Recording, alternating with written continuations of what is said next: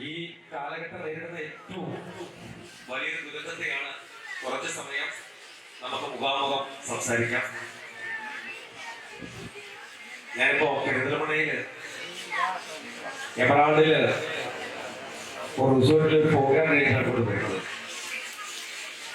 അവിടെ കേരളത്തിലെ എല്ലാ ജില്ലകളിൽ നിന്നുള്ള ഏറ്റവും പ്രഗത്ഭരായ അധ്യാപകർ, ഓരോ കലാലയത്തിൽ തിരഞ്ഞെടുക്കപ്പെട്ട അധ്യാപകരുടെ 2 ദിവസത്തെ സഹവാസ ക്യാമ്പാണ് അവിടെ സംഘടിപ്പിച്ചിരിക്കുന്നത്.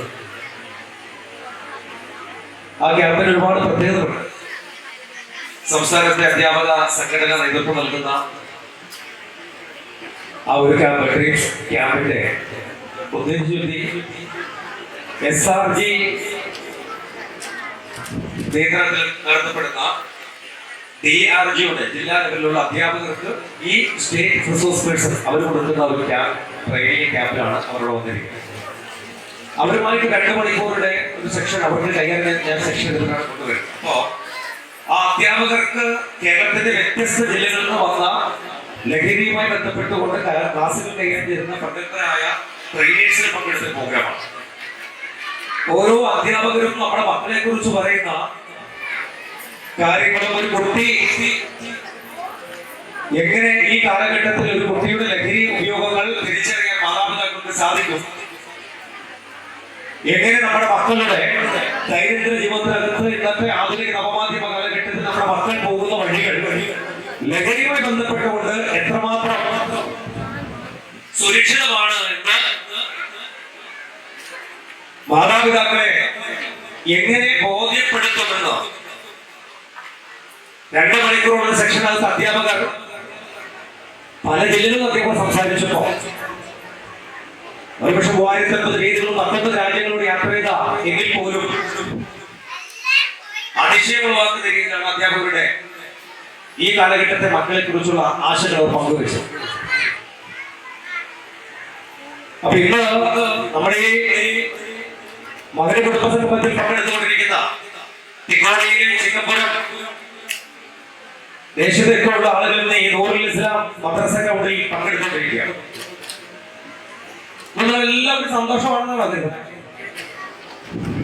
ഇപ്പൊ ഒരുപക്ഷെ നമ്മുടെ വീടുകളിൽ ഒരുപക്ഷെ ഭർത്താവിന്റെ ബന്ധുക്കളുമായി ബന്ധപ്പെട്ടുകൊണ്ട് സംഘടന വഹിക്കുന്നുണ്ടാവാം, ഭർത്താവുമായിട്ട് സംഘടന വഹിക്കുന്നുണ്ടാവാം, ഭർത്താവ് ഭാര്യയിൽ സംഘടന വഹിക്കുന്നുണ്ടാവാം, ഒരുപക്ഷെ അയൽവാസികളിൽ സംഘടന വഹിക്കുന്നുണ്ടാവാം. സാമ്പത്തികം, ശാരീരികം, മാനസികം ഇത്തരത്തിൽ ഏതെങ്കിലും ഇതുമായി ബന്ധപ്പെട്ടുകൊണ്ട് വിഷമം അനുഭവിക്കുന്നവർ ഈ കൂട്ടത്തിലുണ്ടാവാം.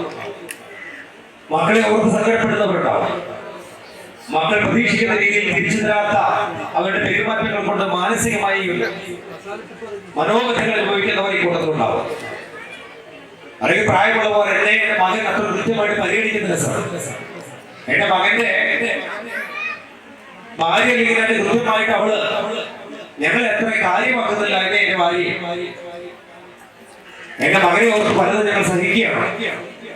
എന്റെ മകൻ സാർ ലഹരി പദാർത്ഥം ഉപയോഗിക്കുന്നവരാണ്.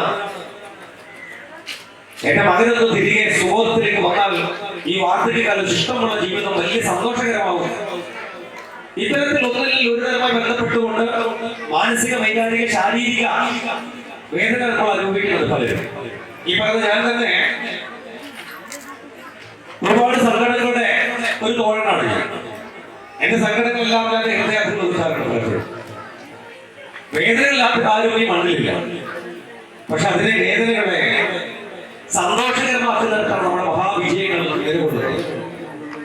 നമ്മൾ സന്തോഷിക്കണമോ നമ്മൾ സങ്കടപ്പെടണമോ തീരുമാനിക്കേണ്ട ഏക അവകാശി നമ്മൾ തന്നെയാണ്. നമ്മൾ എങ്ങനെ നമ്മുടെ ശരീരത്തെ സ്നേഹിക്കണമെന്നോ, നമ്മൾ എങ്ങനെ ഈ കാലഘട്ടത്തിനകത്ത് അതിജീവനം നടത്തണമെന്നും ഒക്കെ സാമൂഹ്യമായ ചുറ്റുപാടുകളെ കണ്ട് നമുക്ക് പഠിക്കാൻ പറ്റും. പക്ഷെ പലരും പഠിക്കുന്നില്ല എന്നതാണ്. ഞാനിവിടെ വന്നപ്പോ ഞാൻ ചായ ചോദിച്ചു, നിങ്ങൾ ചായ കുടിക്കുന്നത്? ഞാൻ അവിടെ ചെറിയ ഡിമാൻഡ് വെച്ചു, എനിക്ക് തരുന്ന ചായയിൽ മധുരം പാടില്ല. ഞാൻ സരസമായ ഭക്ഷണം പറഞ്ഞു, മധുരമടത്ത ചായ ഉണ്ടെന്ന് ചോദിച്ചു. പക്ഷേ എനിക്ക് ഷുഗറുമായി ബന്ധപ്പെട്ടുകൊണ്ട് യാതൊരു പ്രശ്നങ്ങളുമില്ല. അവിടെ ഞാൻ ഷുഗർ കട്ട് ചെയ്യണമെന്ന് ഞാനൊരു സാമൂഹ്യ ചുറ്റുപാടുകളിൽ നിന്ന് പഠിച്ചതാണ്.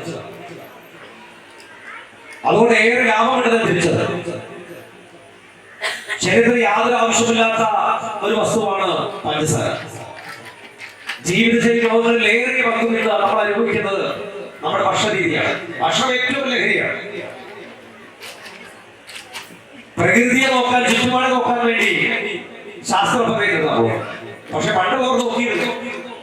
അവർ അന്ത്യത്താഴ് മത്തിപ്പഴത്തോട് മാത്രം കഴിച്ച് സൂര്യൻ അസ്തമിക്കുമ്പോൾ ഭക്ഷണം നിർത്തി കിടന്നുറങ്ങി പുലർകാലത്ത്, അതായത് സുബഹി നിസ്കരിക്കുന്നു പുണർന്ന് എഴുന്നേറ്റ് അവരുടെ ജീവിതചര്യകൾ മുമ്പോട്ട് കൊണ്ടുപോയ ഒരു ജനസമൂഹം നമ്മൾക്ക് മുൻപുണ്ടായി. അവരുടെയൊക്കെ ശാരീരികമായ ആരോഗ്യത്തെ ഒരുപക്ഷെ ഒന്ന് വിലയിരുത്തിയാണ്. ആയുർവേദത്തിൽ കുറവായിരുന്നു അവർക്ക്. പക്ഷെ അവരുടെ ശാരീരികമായി അവരുടെ കാര്യക്ഷമതകളെ വിലയിരുത്താം. ഈ മഹാപ്രപഞ്ചത്തിൽ ഇഷ്ടംപോലെ പക്ഷിമൃഗാദികളുണ്ട്. ദൈവം കാക്കയെ കണ്ടുണ്ടാവും. ഒരു കാക്കയ്ക്ക് ഒരു 300 ഗ്രാം തൂക്കവും മറ്റൊരു കാക്കയ്ക്ക് 10 കിലോ തൂക്കവും വേറൊരു കാക്കയ്ക്ക് 25 കിലോ തൂക്കമുള്ള കാക്കകളെ കണ്ടിട്ടുണ്ട്.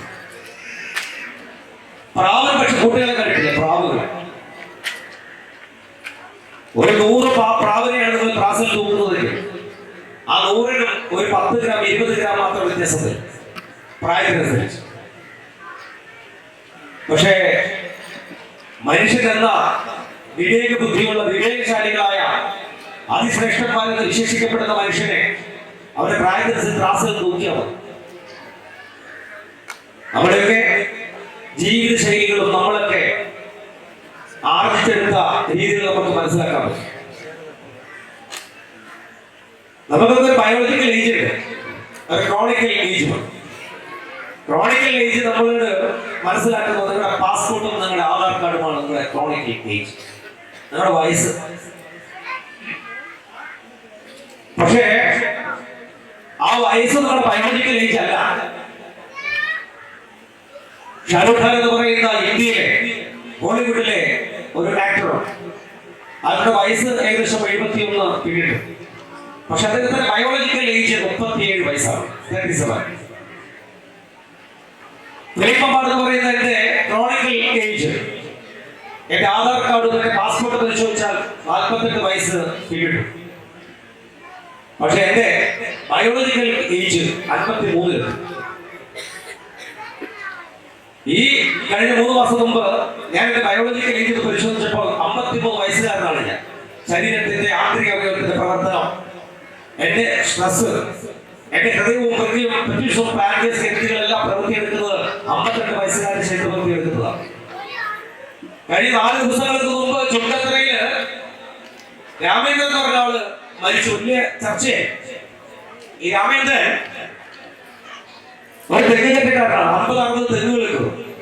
മദ്യപാനമില്ല, പുകവലിയില്ല, മറ്റ് ദുശീലങ്ങളൊന്നുമില്ല. രാവിലെ ഉണർന്നു ചാലിയാർപ്പുഴ കുറുക നീങ്ങുന്നതൊക്കെ സോഷ്യൽ മീഡിയ എഴുതിയിരിക്കുന്നു. നോക്ക്, ഇദ്ദേഹം അറ്റാക്ക് വന്ന് മരിച്ചുപോയി. കാര്യം ആ ഹൃദയം പരിശോധന നടത്താൻ സംവിധാനമില്ലായിരുന്നു. സംവിധാനം ഉണ്ടായിട്ട് പോലും ആ പാവം അദ്ദേഹത്തിന് വേണ്ടി ജീവിക്കാൻ സാധിച്ചിട്ടുണ്ട്. അദ്ദേഹത്തിന് ഹൃദയം എവിടെ എത്തി നിൽക്കുമെന്ന് പരിശോധിക്കാൻ സംവിധാനമില്ല. അവരെല്ലാം നമ്മൾ മനസ്സിലാക്കേണ്ടത് നമ്മുടെ ആന്തരിക അവയവങ്ങൾ ഓരോന്നും എത്രമാത്രം പ്രവർത്തനക്ഷമതമാണെന്ന് പരിശോധിക്കാൻ സംവിധാനം ഉണ്ടായിട്ട് പോലും നോക്കാതെ നമ്മളിൽ പലരും പാതി വഴിയിൽ യാത്ര അവസാനിപ്പിക്കേണ്ടി വരും. ഇന്ന് 50 വയസ്സിലെത്തിയ ചെറുപ്പക്കാരിൽ ബഹുഭൂരിപക്ഷം 10-ൽ 3 പേർ ഹൃദയസമരം, അതുപോലെ അറ്റാക്കും കാർഡിയോ പ്രശ്നവും മരിച്ചു പോകുന്നു. അപ്പൊ പറയാണ് കോവിഡിന് ശേഷമുള്ള കോവിഡ് വാക്സിൻ, ഈ കോവിഡിന് ശേഷമുള്ള വാക്സിനേഷനുകളാണ്.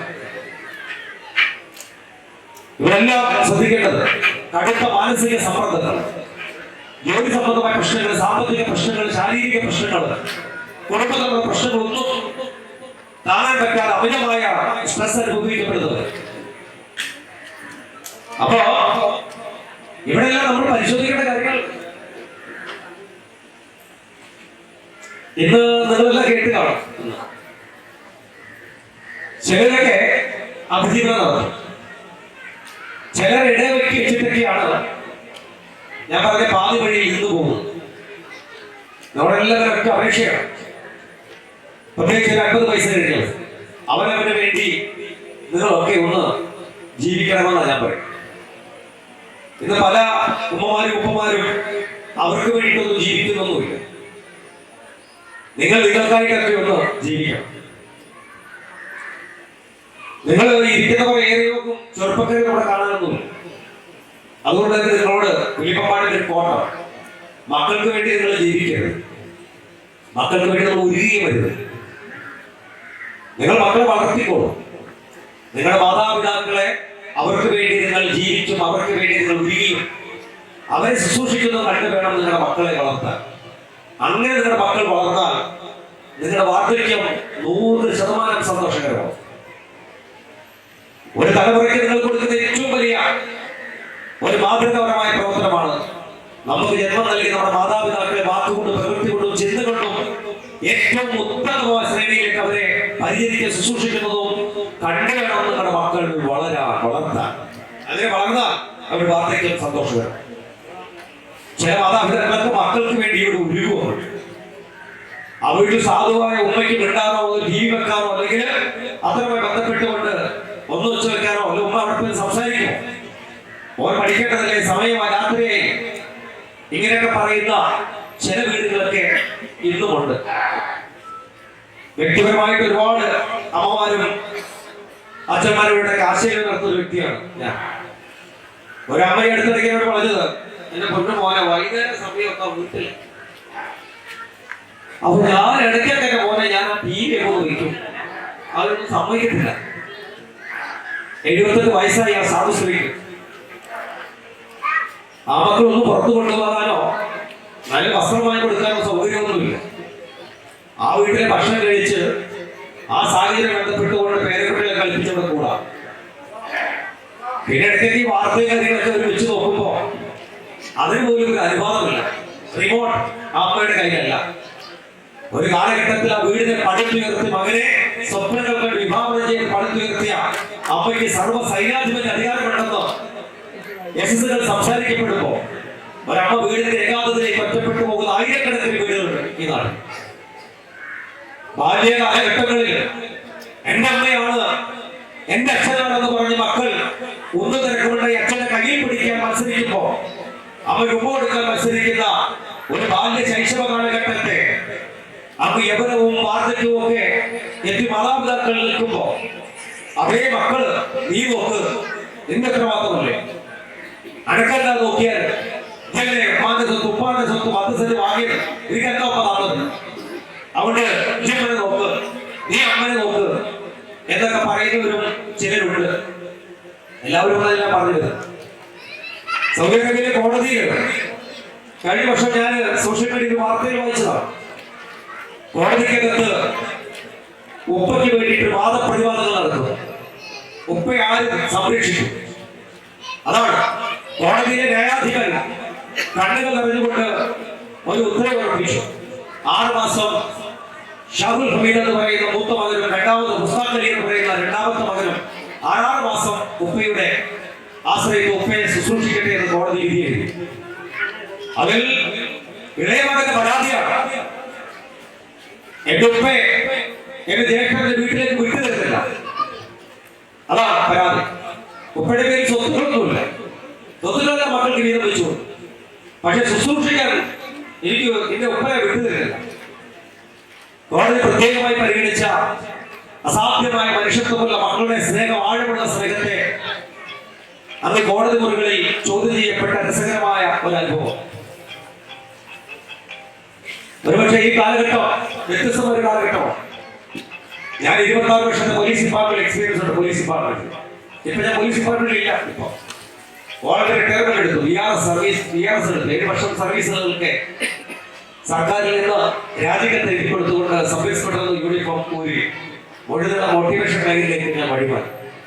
സുഹൃത്തുക്കളൊക്കെ ചോദിക്കും, നല്ല പൈസയല്ലേ? കഴിഞ്ഞ ആഴ്ചയും ഞാൻ ഷാർജയിലായിരുന്നു. അതിന് 31 ആഴ്ചക്ക് മുമ്പ് ബഹറിലൊരു പ്രോഗ്രാമിൽ പങ്കെടുത്തു. KMCC ഞാനെന്തോടൊക്കെ പറഞ്ഞാല് പെരിന്തൽമണ്ണ പോലീസ് സ്റ്റേഷനിൽ ഒരു സബ് ഇൻസ്പെക്ടർ അവിടെ ഇല്ലെങ്കിലും പെരിന്തൽമണ്ണ പോലീസ് സ്റ്റേഷൻ മുമ്പോട്ട് പോയിക്കോളും. പക്ഷേ ഒരു ഫിലിപ്പമാർ എന്ന് പറയുന്ന ഒരു മോട്ടിവേഷൻ സ്പീക്കർ പെരിന്തൽമണ്ണയിൽ മാത്രം ഒതുങ്ങിക്കൊണ്ട് ക്ലാസ്സുകൾ എടുത്ത് മുമ്പോട്ട് പോകാൻ എന്റെ മനസ്സിനെ അനുവദിക്കാത്തതുകൊണ്ടാണ് ഞാൻ BRS എടുത്തത്. അതുകൊണ്ട് ഒരുപാട് ഇടങ്ങളിലേക്ക് യാത്ര ചെയ്യണം. ഒരുപാട് കുഞ്ഞുങ്ങളെ ഒരുപാട് പാർശ്വവൽക്കരിക്കപ്പെട്ട ഇടങ്ങളിലേക്ക് ലഹരിയുടെ മഹാദുരന്തങ്ങളെ കൊണ്ടുചെന്ന് എത്തിച്ച് അവർക്ക് തിരിച്ചറിവ് നൽകണമെന്ന് അതിയായ ആഗ്രഹമാണ്. 2028 എന്റെ അമ്മ മേരിക്കുട്ടിയുടെ പേരിൽ തീർത്തും സൗജന്യമായി ഒരു super speciality D addition hospital Malappuram ജില്ലയിൽ പടുത്തുയർത്തണമെന്ന് അതിയായ ആഗ്രഹമാണ്. അതിനു വേണ്ടിയിട്ടുള്ള ഒരു യാത്രയിലാണ്. പ്രാർത്ഥനയും സ്നേഹമൊക്കെ ഉണ്ടായിക്കോട്ടെ, പക്ഷെ നിങ്ങളൊരു സാമ്പത്തിക ചെലവൊന്നും എനിക്ക് തരാൻ ആവശ്യം. പൊതുരംഗത്ത് 1 രൂപ പോലും സ്വീകരിക്കാതെ എന്റെ ശമ്പളവും എന്റെ ഈ സോഷ്യൽ മീഡിയ പ്രവർത്തനങ്ങൾ മാത്രം ഉപയോഗിച്ചുകൊണ്ടായിരിക്കും ഈ ആശുപത്രി ഞാൻ പടുത്തുയർത്താൻ ഉദ്ദേശിക്കും. അപ്പോൾ തീർച്ചയായിട്ടും നിങ്ങളുടെയൊക്കെ പ്രാർത്ഥനകൾ മാത്രം അതിൽ ഉണ്ടായിരുന്നാൽ മതി എന്ന് സാന്ദർഭികമായിട്ട് ഞാൻ ഈ അവസരത്തിൽ ഓർമ്മപ്പെടുത്തുകയാണ്. ഏറെ സന്തോഷത്തോടെ ഒരുപാട് സുമനസ്സുകൾ നമ്മുടെ വേദിയിൽ സദസ്സെല്ലാം ഉണ്ട്. പ്രിയപ്പെട്ട മകളിലെ നമ്മുടെ പ്രിയങ്കര പ്രസിഡന്റ് അംസാജി അടക്കം, സെക്രട്ടറി പ്രിയപ്പെട്ട മൂസ ഹാജി അവരുകളടക്കം, നമ്മുടെ ഉദ്ഘാടകയും പ്രിയപ്പെട്ട ബാബുക്കയും, അതുപോലെ പരിപാടിക്ക് വിളിച്ച പ്രിയപ്പെട്ട നമ്മുടെ ഗഫൂർ മാഷ് അടക്കം നിരവധി സുമനസ്സുകൾ വേദിയിൽ സദസ്സുകളൊക്കെ പങ്കെടുത്തു. അവരെല്ലാം സാക്ഷി നിർത്തി. ഒരുപക്ഷെ നമ്മുടെ മകളിലെ കുടുംബ സംഗമത്തിന്റെ അവസാന നിമിഷങ്ങളിലേക്ക് ഈ മഹാസമ്മേളനം കടന്നുപോയിക്കൊണ്ടിരിക്കുക. ഈ സമ്മേളനം കഴിയുമ്പോൾ ഒരുപക്ഷെ നമ്മുടെയൊക്കെ ഹൃദയാന്തരങ്ങളിൽ ചില മാറ്റങ്ങളും തിരുത്തലുകളും ചില ശ്രദ്ധയും വെക്കുന്നത് ഏറ്റവും നിങ്ങൾക്ക് ഉചിതമാണ്. ഇന്ന് നമ്മൾക്കൊക്കെ കുടുംബങ്ങൾ, ഒരുപക്ഷെ കുടുംബത്തെ കുറിച്ചൊന്നും കൂടുതൽ ഞാൻ പറഞ്ഞ് നിങ്ങളെ ക്ലാസ് എടുക്കേണ്ട കാര്യങ്ങളൊന്നുമില്ല. 2 കൈകൾ ദൈവം സൃഷ്ടാവ് നമുക്ക് തന്നിട്ടുണ്ട്, 2 കണ്ണുകൾ തന്നിട്ടുണ്ട്, 2 കാതുകളുണ്ട്. ആവശ്യത്തിന് നിങ്ങൾ മറ്റുള്ളവരെ കേൾക്കുകയും മറ്റുള്ളവരെ കാണുകയും മറ്റുള്ളവരെ ചേർത്ത് പിടിക്കുകയും ഇതൊക്കെ കരകൾ തന്നിട്ടുണ്ട്. ഓക്കെ പറഞ്ഞിട്ടുണ്ട്. പക്ഷെ പലരും കരകൾ കൊണ്ട് ചേർത്ത് പിടിക്കും. പലരും കണ്ണുണ്ടായിട്ട് കാണുന്നില്ല, പലരും കാതുണ്ടായിട്ട് കേൾക്കുന്നു. അതാണ് ഈ ആധുനിക നവമാധ്യമ കാലഘട്ടത്തിന്റെ ഏറ്റവും വലിയ ദുരന്തം. അല്ലേ? ഈ 3 കാര്യങ്ങൾ. പരിശുദ്ധ ഖുർആനിനകത്ത് പല ഹദീസും ആയത്തുകളും എന്നെ വല്ലാതെ എന്നെ ഇൻസ്പിറേഷൻ ചെയ്തിട്ടുണ്ട്. എന്നെ പല രീതിയിലും എന്നെ മോട്ടിവേറ്റ് ചെയ്ത പരിശുദ്ധ ഖുർആനിലെ പല ഹദീസും ആയത്തുകളും. എനിക്ക് ഏറെ ഇഷ്ടമുള്ള ഒരു വചനമുണ്ട് പരിശുദ്ധ ഖുർആനിൽ. നിന്റെ അയൽവാസി പട്ടിണി കിടക്കുമ്പോ വയറ് നിറച്ചുകൊള്ളുന്നവൻ എന്റെ ഗണത്തിൽപ്പെട്ടവനല്ല എന്ന് പ്രവാചക സന്ദേശങ്ങൾ പറയുന്നുണ്ടെങ്കിൽ പ്രവാചക സന്ദേശത്തിനകത്ത് ആ ഒരു അർത്ഥം മാത്രമല്ല, അതിന് പ്രവാചക ഉദ്ദേശം നിലനിൽക്കുന്നു. അതിന് ദ്വയാർത്ഥങ്ങളുണ്ട്, അതിന് ഒന്നിൽ കൂടുതൽ അർത്ഥങ്ങളുണ്ട്. പട്ടിണി എന്ന് മാത്രമല്ല പ്രവാചകന്റെ ഉദ്ദേശങ്ങൾ വരുന്നതെന്ന് അനുമാനിക്കപ്പെടേണ്ടത്. ആ പട്ടിണി ഒരുപക്ഷെ തന്റെ അയൽ വീട്ടിനകത്ത് നടക്കുന്ന ലഹരിയുടെ ദുരന്തങ്ങൾ, അവിടുത്തെ മാനസിക വൈകാരിക പ്രശ്നങ്ങൾ അയൽവാസിയായി നീ കണ്ണുണ്ടായിട്ട് കാണണം, കാതുണ്ടായിട്ട് കേൾക്കണം, പ്രവണം പരിഹരിക്കണം. അവരെയാണ് അയൽവാസി എന്ന് പ്രവാചകൻ ഉദ്ദേശിച്ചിരിക്കുന്നത്. ആ അയൽവാസി സ്വന്തം അടുത്തുള്ളവന്റെ ഈ സങ്കടങ്ങൾ പരിഹരിക്കാൻ പറ്റുന്നില്ല എങ്കിൽ നീ എന്റെ വിഭാഗത്തിൽപ്പെട്ടവൻ, എന്റെ ഗണത്തിൽപ്പെട്ടവനല്ല. വെറും വിശപ്പോട് മാത്രമായിരിക്കില്ല പ്രവാചക ഉദ്ദേശങ്ങൾ നിലകൊള്ളുന്നത്. അതുകൊണ്ട് അയൽബന്ധത്തുള്ളവന് ഒരുപക്ഷെ ഈ കാലഘട്ടം തന്നെ മാറിപ്പോയി. മതിലുകളെല്ലാം പടുത്തുയർത്തി, എല്ലാ വീടുകളിലും CCTV വന്നു. പണ്ടൊക്കെ മതിലുകളില്ല, CCTV. ആ വീടിനകത്ത് നടക്കുന്ന സംഘടനകളെ തൊട്ടപ്പുറത്തുള്ള വീട് തിരിച്ചറിയാൻ പറ്റും. എനിക്ക് ഇന്നും എന്റെ അമ്മ പറയാറുണ്ട്, ആ ഒരു എന്റെ ബാല്യകാലഘട്ടങ്ങളിലൊക്കെ പല വീട്ടിൽ നിന്നും കത്തികളൊക്കെ പോകും. ഫംഗ്ഷനൊക്കെ നടക്കുമ്പോൾ അമ്മ പറയുന്നത് ആൾക്കുട്ടിയുടെ കത്തിയാണ്, ഇത് സൈനപ്പയുടെ കത്തിയാണ്, ഇത് ഉമ്മൂന്റെ കത്തിയാണ്, അതായത് സുഭദ്രയുടെ കത്തിയാണൊക്കെ അമ്മ പറയും. എന്തെങ്കിലും ചെറിയ ഫംഗ്ഷൻ നടക്കുമ്പോ ഇങ്ങനെയൊക്കെ കാർപ്പേറ്റൊക്കെ വെച്ച് കെട്ടി കുറെ സാരികളൊക്കെ വാങ്ങി പല വീട്ടിൽ ഡിസ്കോ ടേബിളൊക്കെ വിളിച്ച് ഒരു സ്നേഹത്തിന്റെ കൂടി ചെലവുകളൊക്കെ ഉണ്ടായിരുന്നു. പണ്ട് കൊടുക്കൽ പാലും ഉണ്ടായിരുന്നു. 2 തക്കാളി കൊടുക്കും, 3 ഇല്ലേ പച്ചമുളക് വാങ്ങും, ഒരു ഗ്ലാസ്സിനകത്ത് മല്ലിപ്പൊടി വാങ്ങും, മുളക് പൊടി വാങ്ങും, ഇങ്ങനെ കൊണ്ടായിരുന്നു. ഇന്നതൊക്കെ ഉണ്ടോന്ന് എനിക്ക് സംശയമാണ്. ഇത് നമുക്കൊന്നും ആവശ്യമില്ല സാധനങ്ങൾ. ഇത് അയൽ വീട്ടിൽ നമ്മളെ കൊണ്ട് ആവശ്യമില്ല. ഇതെല്ലാം മധുരമൊക്കെ വെച്ചു. ഇതൊരു വീട്ടിൽ പോയിട്ട് പണ്ടൊക്കെ ഇവിടുന്ന് ഇല്ല എന്റെ അമ്മയുടെ സുഭദ്രയെ വിളിച്ച ഓന്ന് വിളിയും അരിയുണ്ടോ, ഉണ്ട്, വേവ് കൂടുതലാണ്, എത്ര വേണ്ടി, 2 ഗ്ലാസ് 2 ഗ്ലാസ് അരിയെന്ന് പറയും. എന്നിട്ട് പെങ്ങളെ പോയി കൊടുക്കണ്ടായി, ഓരോ വിളിക്കുള്ള അരി തിന്നും ചിലപ്പോൾ കൊടുക്കുകയും ചെയ്യണം അമ്മ. അങ്ങനെ കാലമുണ്ടായിരുന്നു. ഇന്നൊരു വീട്ടിൽ ഏതെങ്കിലും വീട്ടിൽ പോയാൽ കോളിപ്പല്ലടിച്ച് 2 വീട്ടിൽ കാത്തിരിക്കേണ്ടി വരും. ഓരോ വീടിനും 5, 6, 10 മുറികളുള്ള മുറികളല്ല വീടുകളാണ്. മക്കൾക്ക് പ്രത്യേകിച്ച് അപ്സ്റ്റേറിൽ വീടുകൾ. നല്ല ബലമുള്ള ഓടാമ്പലിട്ട് സുരക്ഷിതമായ മുറികൾ ഒരുക്കിയിരിക്കുന്ന മക്കൾ രാത്രി ഭക്ഷണം കഴിച്ച് മുറിയിലേക്ക് കയറിയാൽ അവന്റെ കയ്യിൽ ഇരിക്കുന്ന മൊബൈൽ ഫോണുമായി അവൻ മറ്റൊരു ലോകത്തിലേക്ക് സഞ്ചരിക്കും. പിന്നെ മാതാപിതാക്കൾക്ക് അവരുമായിട്ട് കണക്ഷൻ ഇല്ല. അവരെ ഉണർത്താൻ മാതാപിതാക്കൾക്ക് പറ്റുന്നില്ല. നേരം പുലർന്നാലും രാത്രിയെ പകലാക്കുന്ന മക്കൾ ജീവിച്ചിരിക്കുന്ന ഒരു കാലഘട്ടം. രാത്രിയെ പകലാക്കി പകലിനെ രാത്രിയാക്കുന്ന മക്കൾ. പല മക്കൾക്കും മാതാപിതാക്കൾക്ക് സങ്കടമാണ്. അപ്പൊ ഇതിനെല്ലാം കാരണങ്ങൾ നമ്മുടെയൊക്കെ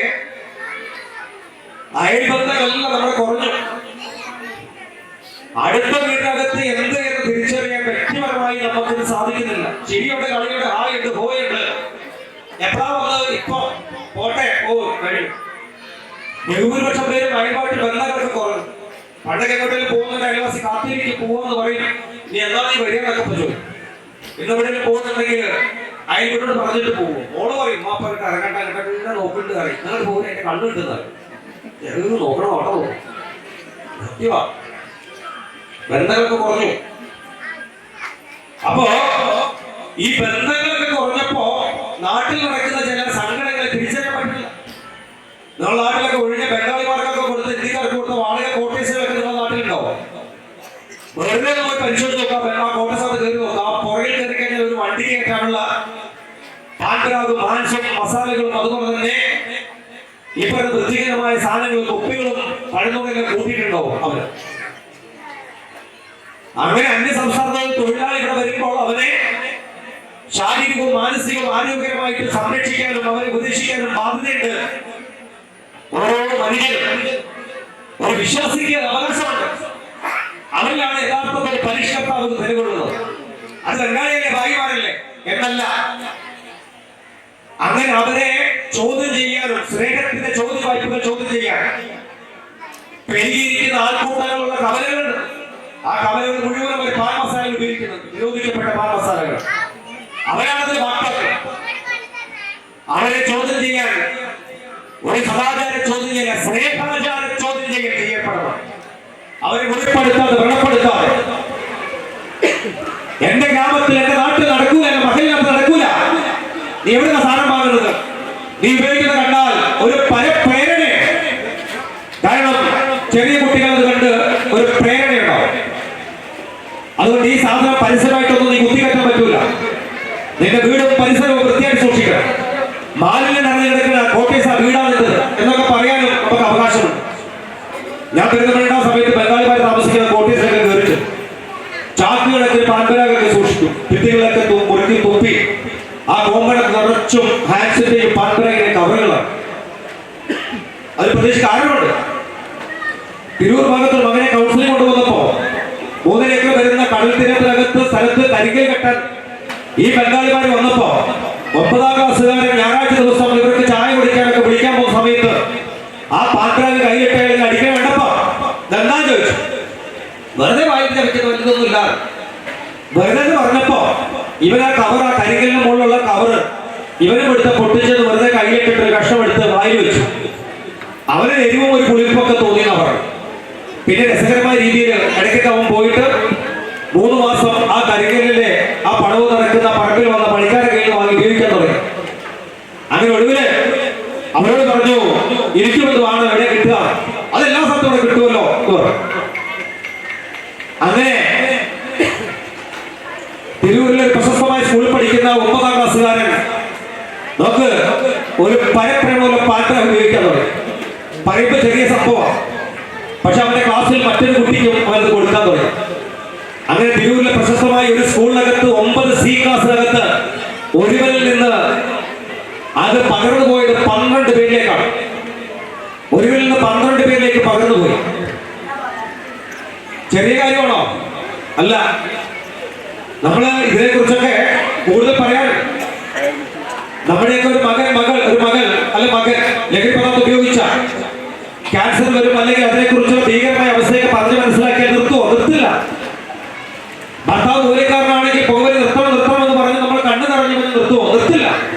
മദ്യപിക്കുന്ന ഒരുവരുണ്ടെങ്കിൽ അവനെ മദ്യപിക്കരുത്, മോശമാണ്, മദ്യം ശരീരത്തിൽ ഗുണം ചെയ്യില്ല എന്നൊക്കെ പറഞ്ഞ് അതിന്റെ റൂൾ ആൻഡ് റെഗുലേഷൻസ് ആരോഗ്യപരമായ കാറ്റഗറിയൊക്കെ പറഞ്ഞ് നിർത്തില്ല. കാരണം എന്താ?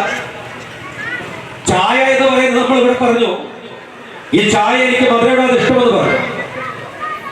ഈ ചായ നിങ്ങളെല്ലാം കുടിക്കുന്ന ആളുകളാണ്. കുടിക്കാൻ എത്ര പേരുണ്ട്? ചായ കുടിക്കാൻ കൈ വെക്കാം. ചായ കുടിക്കാൻ എത്ര പേരുണ്ട് ഇവിടെ? 1 2 3 4 5 6 അല്ലേ? 7 8 9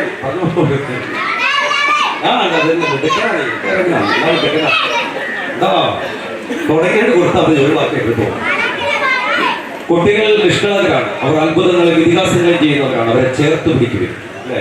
മക്കളാണ്, പാവങ്ങളാണ്. അപ്പോ നോക്കണം, ചായ കാപ്പി അടിയിരിക്കുന്ന മെറ്റീരിയൽ എന്താ? കോഫി. എന്താ ഉണ്ടാക്കണം? എന്താ നമ്മൾ ബ്രെയിനെ സ്റ്റിമുലേറ്റ് ചെയ്യപ്പെടുന്നത്? എങ്ങനെ സ്റ്റിമുലേറ്റ് ചെയ്യപ്പെടും? രാവിലെ ഒരു വീട് ഉണരുന്നത് എങ്ങനെയാണ്? ചോറ് വെച്ചിട്ടാണോ, കറി വെച്ചിട്ടാണോ? അല്ല, അവിടെ ചായ ഉണ്ടാക്കിക്കൊണ്ട് ഒരു വീട് ഉണരുന്നത്. ഞാനൊരു 2-3 ഗ്ലാസ് ചായയൊക്കെ കുടിക്കും, മധുരം ഉണ്ടാവാറ്. ചായ വലിയ ഇഷ്ടമാണ്, കാപ്പിയും ഇഷ്ടമാണ്. രാത്രിയൊക്കെ നമ്മൾ പോകുമ്പോൾ നമുക്ക് അറിയാലേ, വണ്ടി നിർത്തിക്കാൻ ഒരു ചായ കുടിക്കാൻ ഉറക്കം വരുന്നുണ്ട്. ഒരു വാക്കോട്ടേക്കിട്ടോ കാക്കി സ്റ്റോവ് എടുത്തോ എന്നൊക്കെ പറയും. തട്ടുകളൊക്കെ എത്തി കാപ്പിയെ കുടിച്ച് വീണ്ടും ദീർഘദൂരം വണ്ടി ഓടിക്കും. കഫീൻ എന്ന് പറയുന്ന ആ പദാർത്ഥം കണ്ടന്റ് ബ്രെയിനെ സ്റ്റിമുലേറ്റ് ചെയ്യപ്പെടും. അപ്പൊ ക്ഷീണമൊക്കെ താൽക്കാലികമായിട്ട് ഒരു ഫ്രഷ്നസ് ഒക്കെ അനുഭവപ്പെടും. നമുക്ക് വേൾഡ് ഡ്രഗ് കൺട്രോൾ സൊസൈറ്റി പറയുന്ന ഡോക്ടർ ദീപക് ചോപ്രയുടെ പ്രഭാഷണം, അദ്ദേഹത്തിന്റെ അസൈൻമെന്റ് പോയിരിക്കുന്ന നോക്കാൻ വേണ്ടിയാണ്. ഒരു ചായ കാപ്പി നിങ്ങളുടെ ബ്രെയിനെ സ്റ്റിമുലേറ്റ് ചെയ്യപ്പെടുന്നത് 10%. ഈ സംസ്ഥാനത്ത് 7 പേരെ ചായ കുടിക്കാത്തവരുള്ളൂ. ആ ചായ കാപ്പി നിർത്താൻ നമുക്ക് സാധിക്കുന്നില്ല. എന്നാൽ തൊട്ടടുത്ത് കണ്ടോണം, സിഗരറ്റ്, നിക്കോട്ടിൻ ബ്രെയിനെ സ്റ്റിമുലേറ്റ് ചെയ്യപ്പെടുന്നുണ്ട് 200%, 200. തൊട്ടടുത്ത് ശ്രദ്ധിച്ചോളാം, തൊട്ടടുത്തുള്ള ആൽക്കഹോൾ, മദ്യം 800 to 1500, 800 മുതൽ 1500 വരെ ബ്രെയിനിൽ മദ്യം, ആൽക്കഹോൾ സ്റ്റിമുലേറ്റ് ചെയ്യപ്പെടുന്നുണ്ടോ, ഉത്തേജിപ്പിക്കുന്നു ബ്രെയിനെ. തൊട്ടടുത്ത് പറയുന്നത് ഏറ്റവും പ്രശസ്തമായ ഒരു കാര്യമാണ്, cool hands sticker and computer sensor. 2000 to 3000, 2000 മുതൽ 3000 വരെ ബ്രെയിനെ സ്റ്റിമുലേറ്റ് ചെയ്യപ്പെടുന്നു. തൊട്ടടുത്ത് 5ാമത്തെ സ്റ്റെപ്പിൽ പറയുന്നത് 17 തരം സൈക്കോട്രോപിക് സബ്സ്റ്റൻസുകൾ, MDMA, പെത്തലിൻ, ഹെറോയിൻ, ബ്രൗൺ ഷുഗർ, 3,4 മെത്തലിൻ, എക്ടസി പോലുള്ള അതിതീവ്രമായ, ഒരിക്കൽ പോലും ഉപയോഗിക്കാൻ പാടില്ലാത്ത, ഫസ്റ്റ് ഡോസ് എടുക്കാൻ പാടില്ലാത്ത, ഏറ്റവും മാരകമായ പ്രകൃതിശേഷി ഉള്ള ഈ പറയുന്ന 17 തരം സൈക്കോട്രോപിക് സബ്സ്റ്റൻസുകൾ നമ്മുടെ ബ്രെയിനിൽ ഉണ്ടാക്കുന്ന സ്വാധീനം 3000 to 6000 ആണ്. 3000 മുതൽ 6000 വരെ. ചായ എത്രയാണ് ഞാൻ പറഞ്ഞത്? 10%. ആ 10% ചായ കുടിക്കുന്ന ബഹുഭൂരിപക്ഷം പേരിക്കുന്ന സദസ്സാണ്. അതുണ്ടാക്കുന്ന സ്റ്റിമുലേഷനാണ് 10.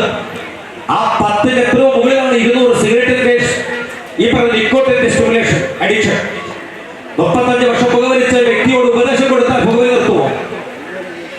30 വർഷം മദ്യപിക്കുന്ന ഒരു വ്യക്തിക്ക് വേണമെങ്കിൽ മാക്സിമം ഒരു നോമ്പിനോ, ഒരു വേളാങ്കണ്ണിക്കോ, ഒരു ഹൈന്ദവരാണെങ്കിൽ ശബരിമലയ്ക്ക് മാലയിട്ടാൽ ഒരു 40 വ്രതമെടുത്ത് ശരണം വിളിച്ച് ശബരിമല പോയി തിരിച്ചു വന്ന പിന്നെ അയ്യപ്പൻ ഘോഷിയാണ് അല്ലേ? കാര്യം എന്താ? ബ്രെയിനെ സ്റ്റിമുലേറ്റ് ചെയ്യപ്പെടുത്തുന്നത്. അപ്പൊ അഡിക്ഷൻ എന്താണെന്ന് അറിയണം. അഡിക്ഷൻ എന്താണെന്ന് അറിയുമ്പോ ഈ കാലഘട്ടം എന്താണെന്നും എന്റെ മകൻ എവിടെ നിൽക്കുന്നെന്നും അവൻ ഏത് സാഹചര്യത്തിൽ ഉപയോഗിച്ചു, എന്തുപയോഗിച്ചു, എങ്ങനെ അതിൽ നിന്ന് എനിക്ക് അവരെ രക്ഷപ്പെടുത്താൻ പറ്റും. അതിനകത്ത് അടിയും ഇടിയും ഉപദേശങ്ങളൊന്നുമില്ലാതെ എന്റെ മകനെ എനിക്ക് അങ്ങനെ രക്ഷപ്പെടുത്താൻ പറ്റും. അല്ലെങ്കിൽ അയൽ വീട്ടിനകത്ത് ലഹരി ഉപയോഗിക്കുന്ന ഒരു മകനുണ്ട്, എന്റെ അയൽ വീട്ടിനകത്ത് എന്റെ കൂട്ടുകാരി സകലം ഉപയോഗിക്കപ്പെടുന്നു. ആ അയൽ വീട്ടിലെ മകനെ എങ്ങനെ ചേർത്ത് പിടിക്കാൻ പറ്റും? എന്റെ അയൽ വീട്ടിനകത്ത് ഒരു കുട്ടി ലഹരി ഉപയോഗിച്ചിട്ടുണ്ടെങ്കിൽ അത് എന്റെ വീട്ടിൽ ലഹരി ഉപയോഗിക്കുന്ന തുല്യമാണ്. കാരണം എന്റെ അയൽ വീട്ടിനകത്ത് ലഹരി ഉപയോഗിച്ചിട്ടുണ്ടെങ്കിൽ അത് എന്റെ മകനിക്ക് ദുരന്തമാണ്, ഈ നാടിന് ദുരന്തമാണ്.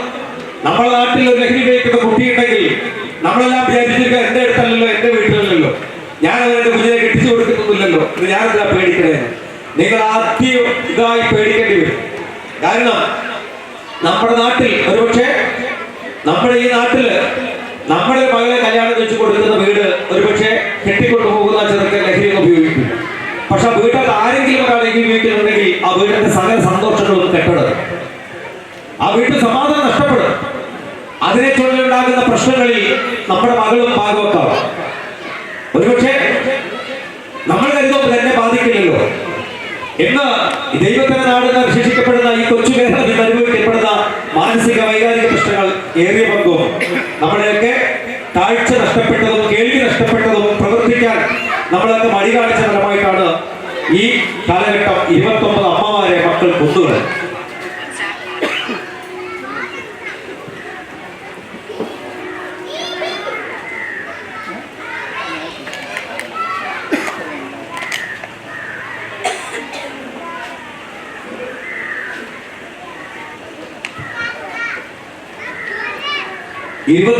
അമ്മമാരെ കൊന്നുകളഞ്ഞ മക്കൾ കഴിഞ്ഞ 5 വർഷത്തിനുള്ളിൽ 78ഓളം അച്ഛന്മാരെയും ഉപ്പമാരെയും മക്കൾ കൊന്നുകളഞ്ഞു കഴിഞ്ഞ 5 വർഷത്തിനുള്ളിൽ കേരള സംസ്ഥാനത്ത് പല ഇടങ്ങളിൽ. അന്ന് കായംകുളത്തും പാലക്കാട്ടും നെടുങ്കണ്ടത്തും നമ്മുടെ തൃശ്ശൂരിലും വഴിക്കടവിലെല്ലാം കഴിഞ്ഞ 5 വർഷത്തിനുള്ളിൽ അമ്മമാർ പല രീതിയിൽ മക്കളാൽ മരണപ്പെട്ടു. ഒരമ്മയെ വടികൊണ്ടടിച്ചൊരു മകൻ കൊന്നുകളഞ്ഞു 2017 അവസാനം. പക്ഷെ പല വാർത്തകളും വലിയ വലിയ വാർത്തകൾക്കിടയ്ക്കാണ് ഇങ്ങനെ ചില അമ്മമാർ മരണപ്പെട്ടു പോയത്. അതുകൊണ്ട് തന്നെ പല വാർത്തകളും പ്രശസ്തമല്ലാതെ ഒതുങ്ങിപ്പോയി. കായംകുളത്ത് ഭാഗത്ത് ഒരു അമ്മ മരണപ്പെട്ട സമയം ഒരുപക്ഷെ ബാംഗ്ലൂരിൽ കർണാടകത്തിൽ ലോറിയുടെ മനാഫും അർജുനനും ലോറിയുടെ വാർത്തകളുമായിട്ട് സോഷ്യൽ മീഡിയയിൽ നവമാധ്യമങ്ങൾ നിറഞ്ഞ സമയം അതിനകത്ത് ഒരമ്മ അതിദാരുണമായി കൊല ചെയ്യപ്പെട്ടത് പത്രത്തിന്റെ 2ാം പേജിലേക്ക് തള്ളപ്പെട്ടു.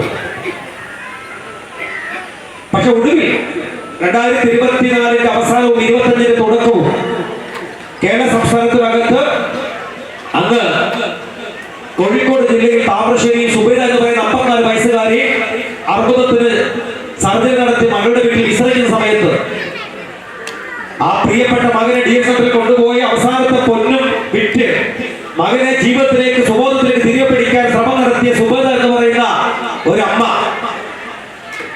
ആ അമ്മയാണ് വീട്ടിൽ കത്തി ഉണ്ടായിട്ടും ആ കത്തി എടുത്ത് മൂർച്ചയില്ലാത്തത് കൊണ്ട് അമ്മ ഉറങ്ങുന്ന കട്ടിലിനടിയിലെ കത്തി പതുക്കെ വെച്ച് അയൽ വീട്ടിൽ പോയി മൂർച്ചയുള്ള കത്തി വേണമെന്ന് ചോദിച്ചു കൊണ്ടുവന്നു ജന്മം കൊടുത്ത അമ്മയെ വെട്ടി നുറുക്കി രക്തമുറ്റിച്ചാടുന്ന ആ കത്തിയുമായിട്ട് നേരെ താമരശ്ശേരി പോലീസ് സ്റ്റേഷനിൽ കയറി ചെന്നിട്ട് പറഞ്ഞു, ഞാൻ ഉമ്മയെ കൊന്നിട്ടാ വരുന്നത്.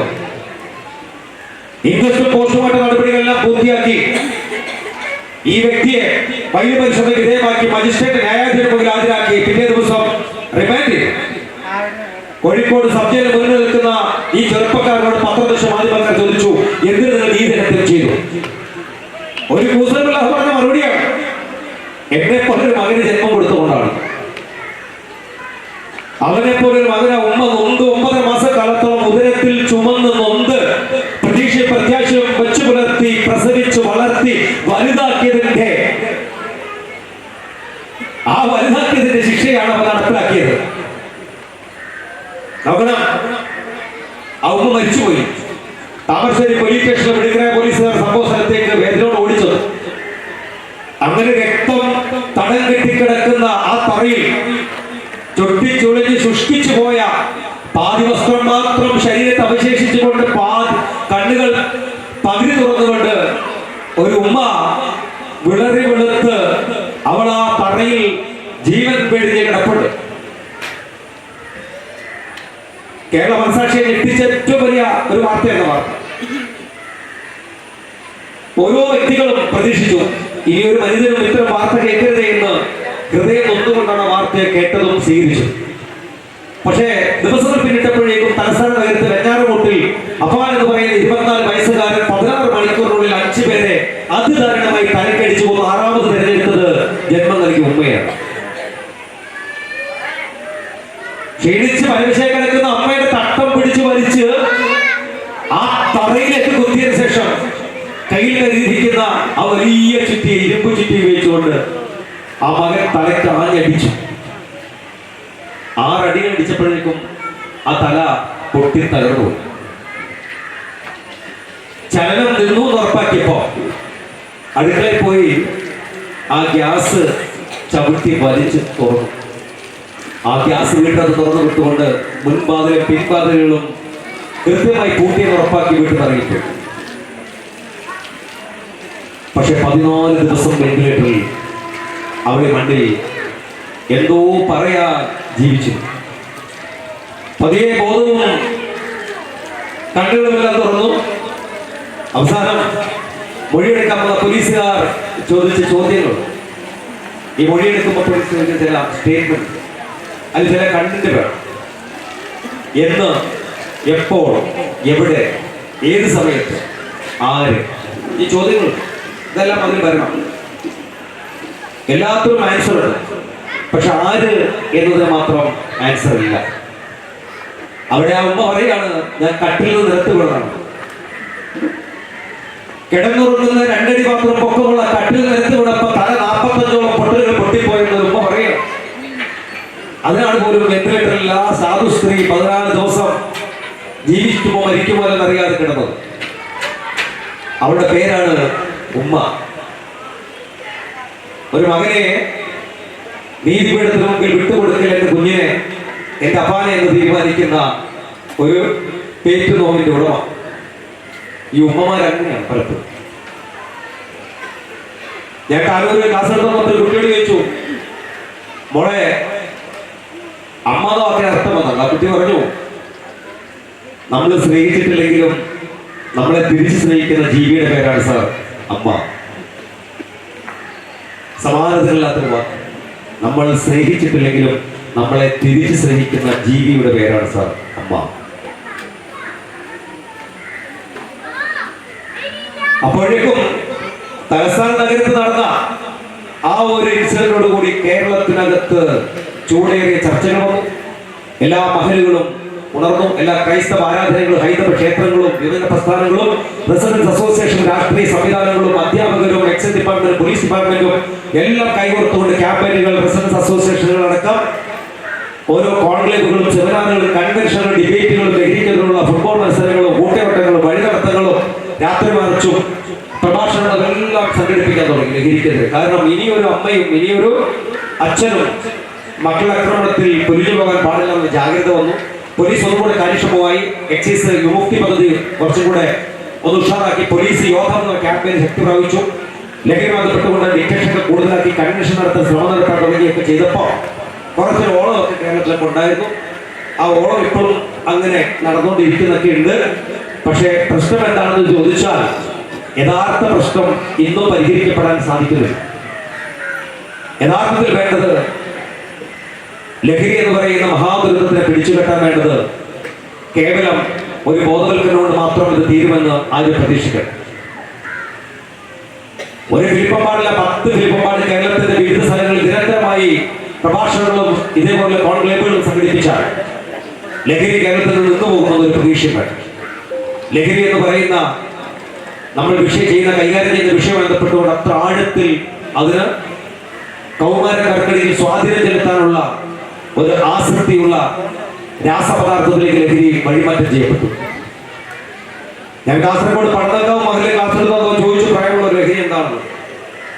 പലരും മുതിർന്നവർ പലതും പറഞ്ഞു. കള്ള്, കഞ്ചാവ്, ബീഡി, മൂക്കുപൊടി, വെറ്റിലപ്പാക്ക്, ഇതൊക്കെയാ പ്രായമുള്ളവർ പറയാം. ചെറുപ്പക്കാരൊക്കെ ഇരിക്കുന്നുണ്ട്. എവിടെ ചോദിച്ചു എന്താ മക്കളെ ലഹരി? ഒറ്റ എഴുന്നേറ്റിട്ട് മുടിയൊക്കെ ഇങ്ങനെ ആക്കിയിട്ട് ഒരു MDMA ആണ്.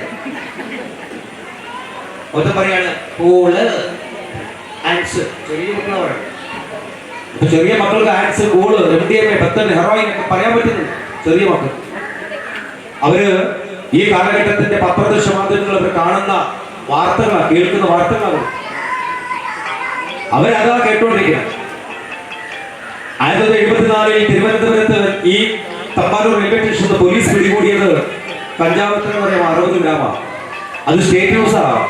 പത്രത്തിന്റെ പ്രധാന പേജിൽ വലിയ വാർത്ത വന്നു. തലസ്ഥാന നഗരം ലഹരി വേട്ടക്കാരുടെ കയ്യിൽ 60 ഗ്രാം കഞ്ചാവ് പിടികൂടി 2 വ്യക്തികളുടെ കയ്യിൽ നിന്ന്. അതായത് വാർത്ത. 74 ഞാൻ ജനിച്ചിട്ടില്ല വർഷം. സ്റ്റേറ്റ് ന്യൂസാ. ആ പത്രത്തിന്റെ വണ്ടിയുണ്ട്, ഈ പേപ്പർ. ഓരോ 10 വർഷം കൊണ്ട് വന്നപ്പോ 74. അതിനുശേഷം 85 തൃശൂർ പുത്തരിക്കട്ട മൈതാനത്തിൽ എടുത്ത് വെച്ച് പോലീസ് പിടികൂടി 1.5 കിലോ കഞ്ചാവ്. സ്റ്റേറ്റ് ന്യൂസ്, ന്യൂസ് പ്രധാന വാർത്തയാ. അങ്ങനെ വന്ന് ഈ 60 ഗ്രാമും 10 വർഷം കഴിഞ്ഞപ്പോഴേക്കും, പിന്നെ 5 വർഷം 10 വർഷം കഴിഞ്ഞ് പിടികൂടിയത് 1.5 കിലോ ഒക്കെയാണ്.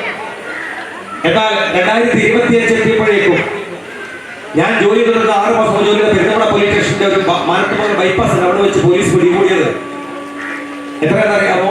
198 കിലോ കഞ്ചാവ്.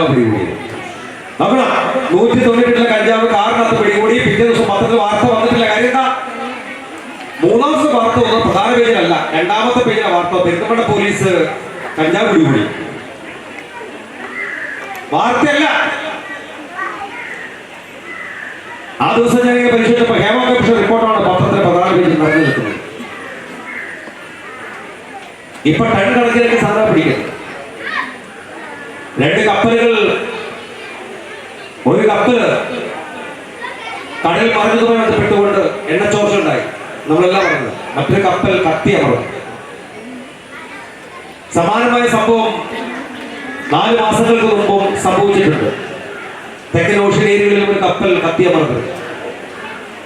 ഇതിനെക്കുറിച്ചൊക്കെ കേന്ദ്ര ഏജൻസികളൊക്കെ പഠനം നടത്തി, ഇപ്പോൾ നടത്തിക്കൊണ്ടിരിക്കുക. കപ്പലിലെ ജീവനക്കാരുമായിട്ട് ചോദ്യം ചെയ്തിരുന്നു. അപ്പോ വൻ ലഹരി വേട്ടക്കാരുടെ ഒരു ശൃംഖല ഒരു ആഗോള തലത്തിൽ പ്രവൃത്തി എടുക്കുന്നുണ്ടെന്നും ടൺ കണക്കിന് രാസലഹരികൾ കടൽ തീരങ്ങൾ വഴി നമ്മുടെ നാട്ടിലേക്കും എത്തുന്ന ആശങ്കാജനകമായ വിവരങ്ങൾ കേന്ദ്ര ഏജൻസികൾ രഹസ്യമായ അന്വേഷണങ്ങൾ നടന്നുകൊണ്ടിരിക്കുന്നു. ഇന്ന് നമ്മുടെ ഏത് ഗ്രാമങ്ങളിലും MDMA രാസലഹരി കിട്ടും. പണ്ട് വീട്ടിലും ഇല്ലാത്ത ചില രാസലഹരികൾ നമ്മുടെ നാട്ടിൻ പുറത്തുകളിലേക്കും എത്താൻ തുടങ്ങി. അതിന് പ്രധാന കാരണം എന്താ? ഒരു ചായ 10% ബ്രെയിനിൽ സ്റ്റിമുലേറ്റ് ചെയ്യപ്പെടുന്നത്, 10%. പക്ഷേ MDMA പെട്രോളും ഹെറോയിനും നമ്മുടെ ശരീരത്തെ സ്റ്റിമുലേറ്റ് ചെയ്യപ്പെടുന്നതിന്റെ കണക്ക് എത്രയെന്നറിയാമോ? ഞാൻ പറഞ്ഞു 3000 മുതൽ 6000 വരെയാണ്. ഇവിടെ അമ്മമാര് 1 മിനിറ്റ് അമ്മമാർ അരമണിക്കൂർ ആരും എഴുന്നേറ്റ് പോകരുത് കേട്ടോ. നല്ല സെക്ഷൻ അവസാനിപ്പിക്കുക. നല്ല കുറച്ച് കണ്ടന്റ് ഞാൻ പറയാൻ പോവാണ്, നമുക്ക് ഉപകാരപ്പെടുന്ന കണ്ടന്റ്. നിങ്ങളെല്ലാം ഇരിക്കുന്നുണ്ട്. നിങ്ങൾക്ക് എങ്ങനെ അറിയാൻ പറ്റും നിങ്ങളുടെ മകൻ അല്ലെങ്കിൽ നിങ്ങളുടെ വീടിന്റെ സാഹചര്യത്തിൽ അയൽവാസി എടി എന്റെ കുട്ടിയെ സംശയമുണ്ട്, ഓന്റെ മുഖമൊന്നും കണ്ടിട്ട് തോന്നുന്നൊന്നുമില്ല, എങ്ങനെ പോലെ തിരിച്ചറിയാൻ പറ്റുക? ഓനാകെ ദേഷ്യപ്പെടുന്നുണ്ട് വല്ലാതെ. അപ്പൊ നമ്മൾ പൊതുവെ നമ്മുടെ ധാരണ എന്താ? ലഹരി ഉപയോഗിച്ചാൽ കണ്ണ് ചുമക്കും അല്ലേ? കണ്ണ് ചുമക്കും, ചിലപ്പോൾ ആട്ടുണ്ടാവും, കള്ളു കുടിച്ചങ്ങനെ ആവിടും കേൾക്കാം അല്ലേ? സിഗരറ്റ് വലിച്ചാലോ സ്മെല്ലുണ്ടാവും. ഇപ്പൊ ഏറ്റവും കൂടുതൽ വില്ലനായ MDMA എന്ന് പറയുന്ന സാധനം ഉപയോഗിച്ചാൽ കണ്ണി നോക്കുവോ? കണ്ണി നോക്കുവോ? ഇല്ല. ആടുവോ? ഇല്ല. രൂപമാറ്റമൊന്നുമില്ല. എവിടെയൊക്കെ പഠിപ്പിക്കപ്പെട്ട വസ്തുസൊക്കെ നല്ല മാർക്ക് കിട്ടും. ആദ്യത്തെ ഒരു ബിഗിനിങ് സമയം തിരിച്ചറിയാൻ ബുദ്ധിമുട്ടാണ്.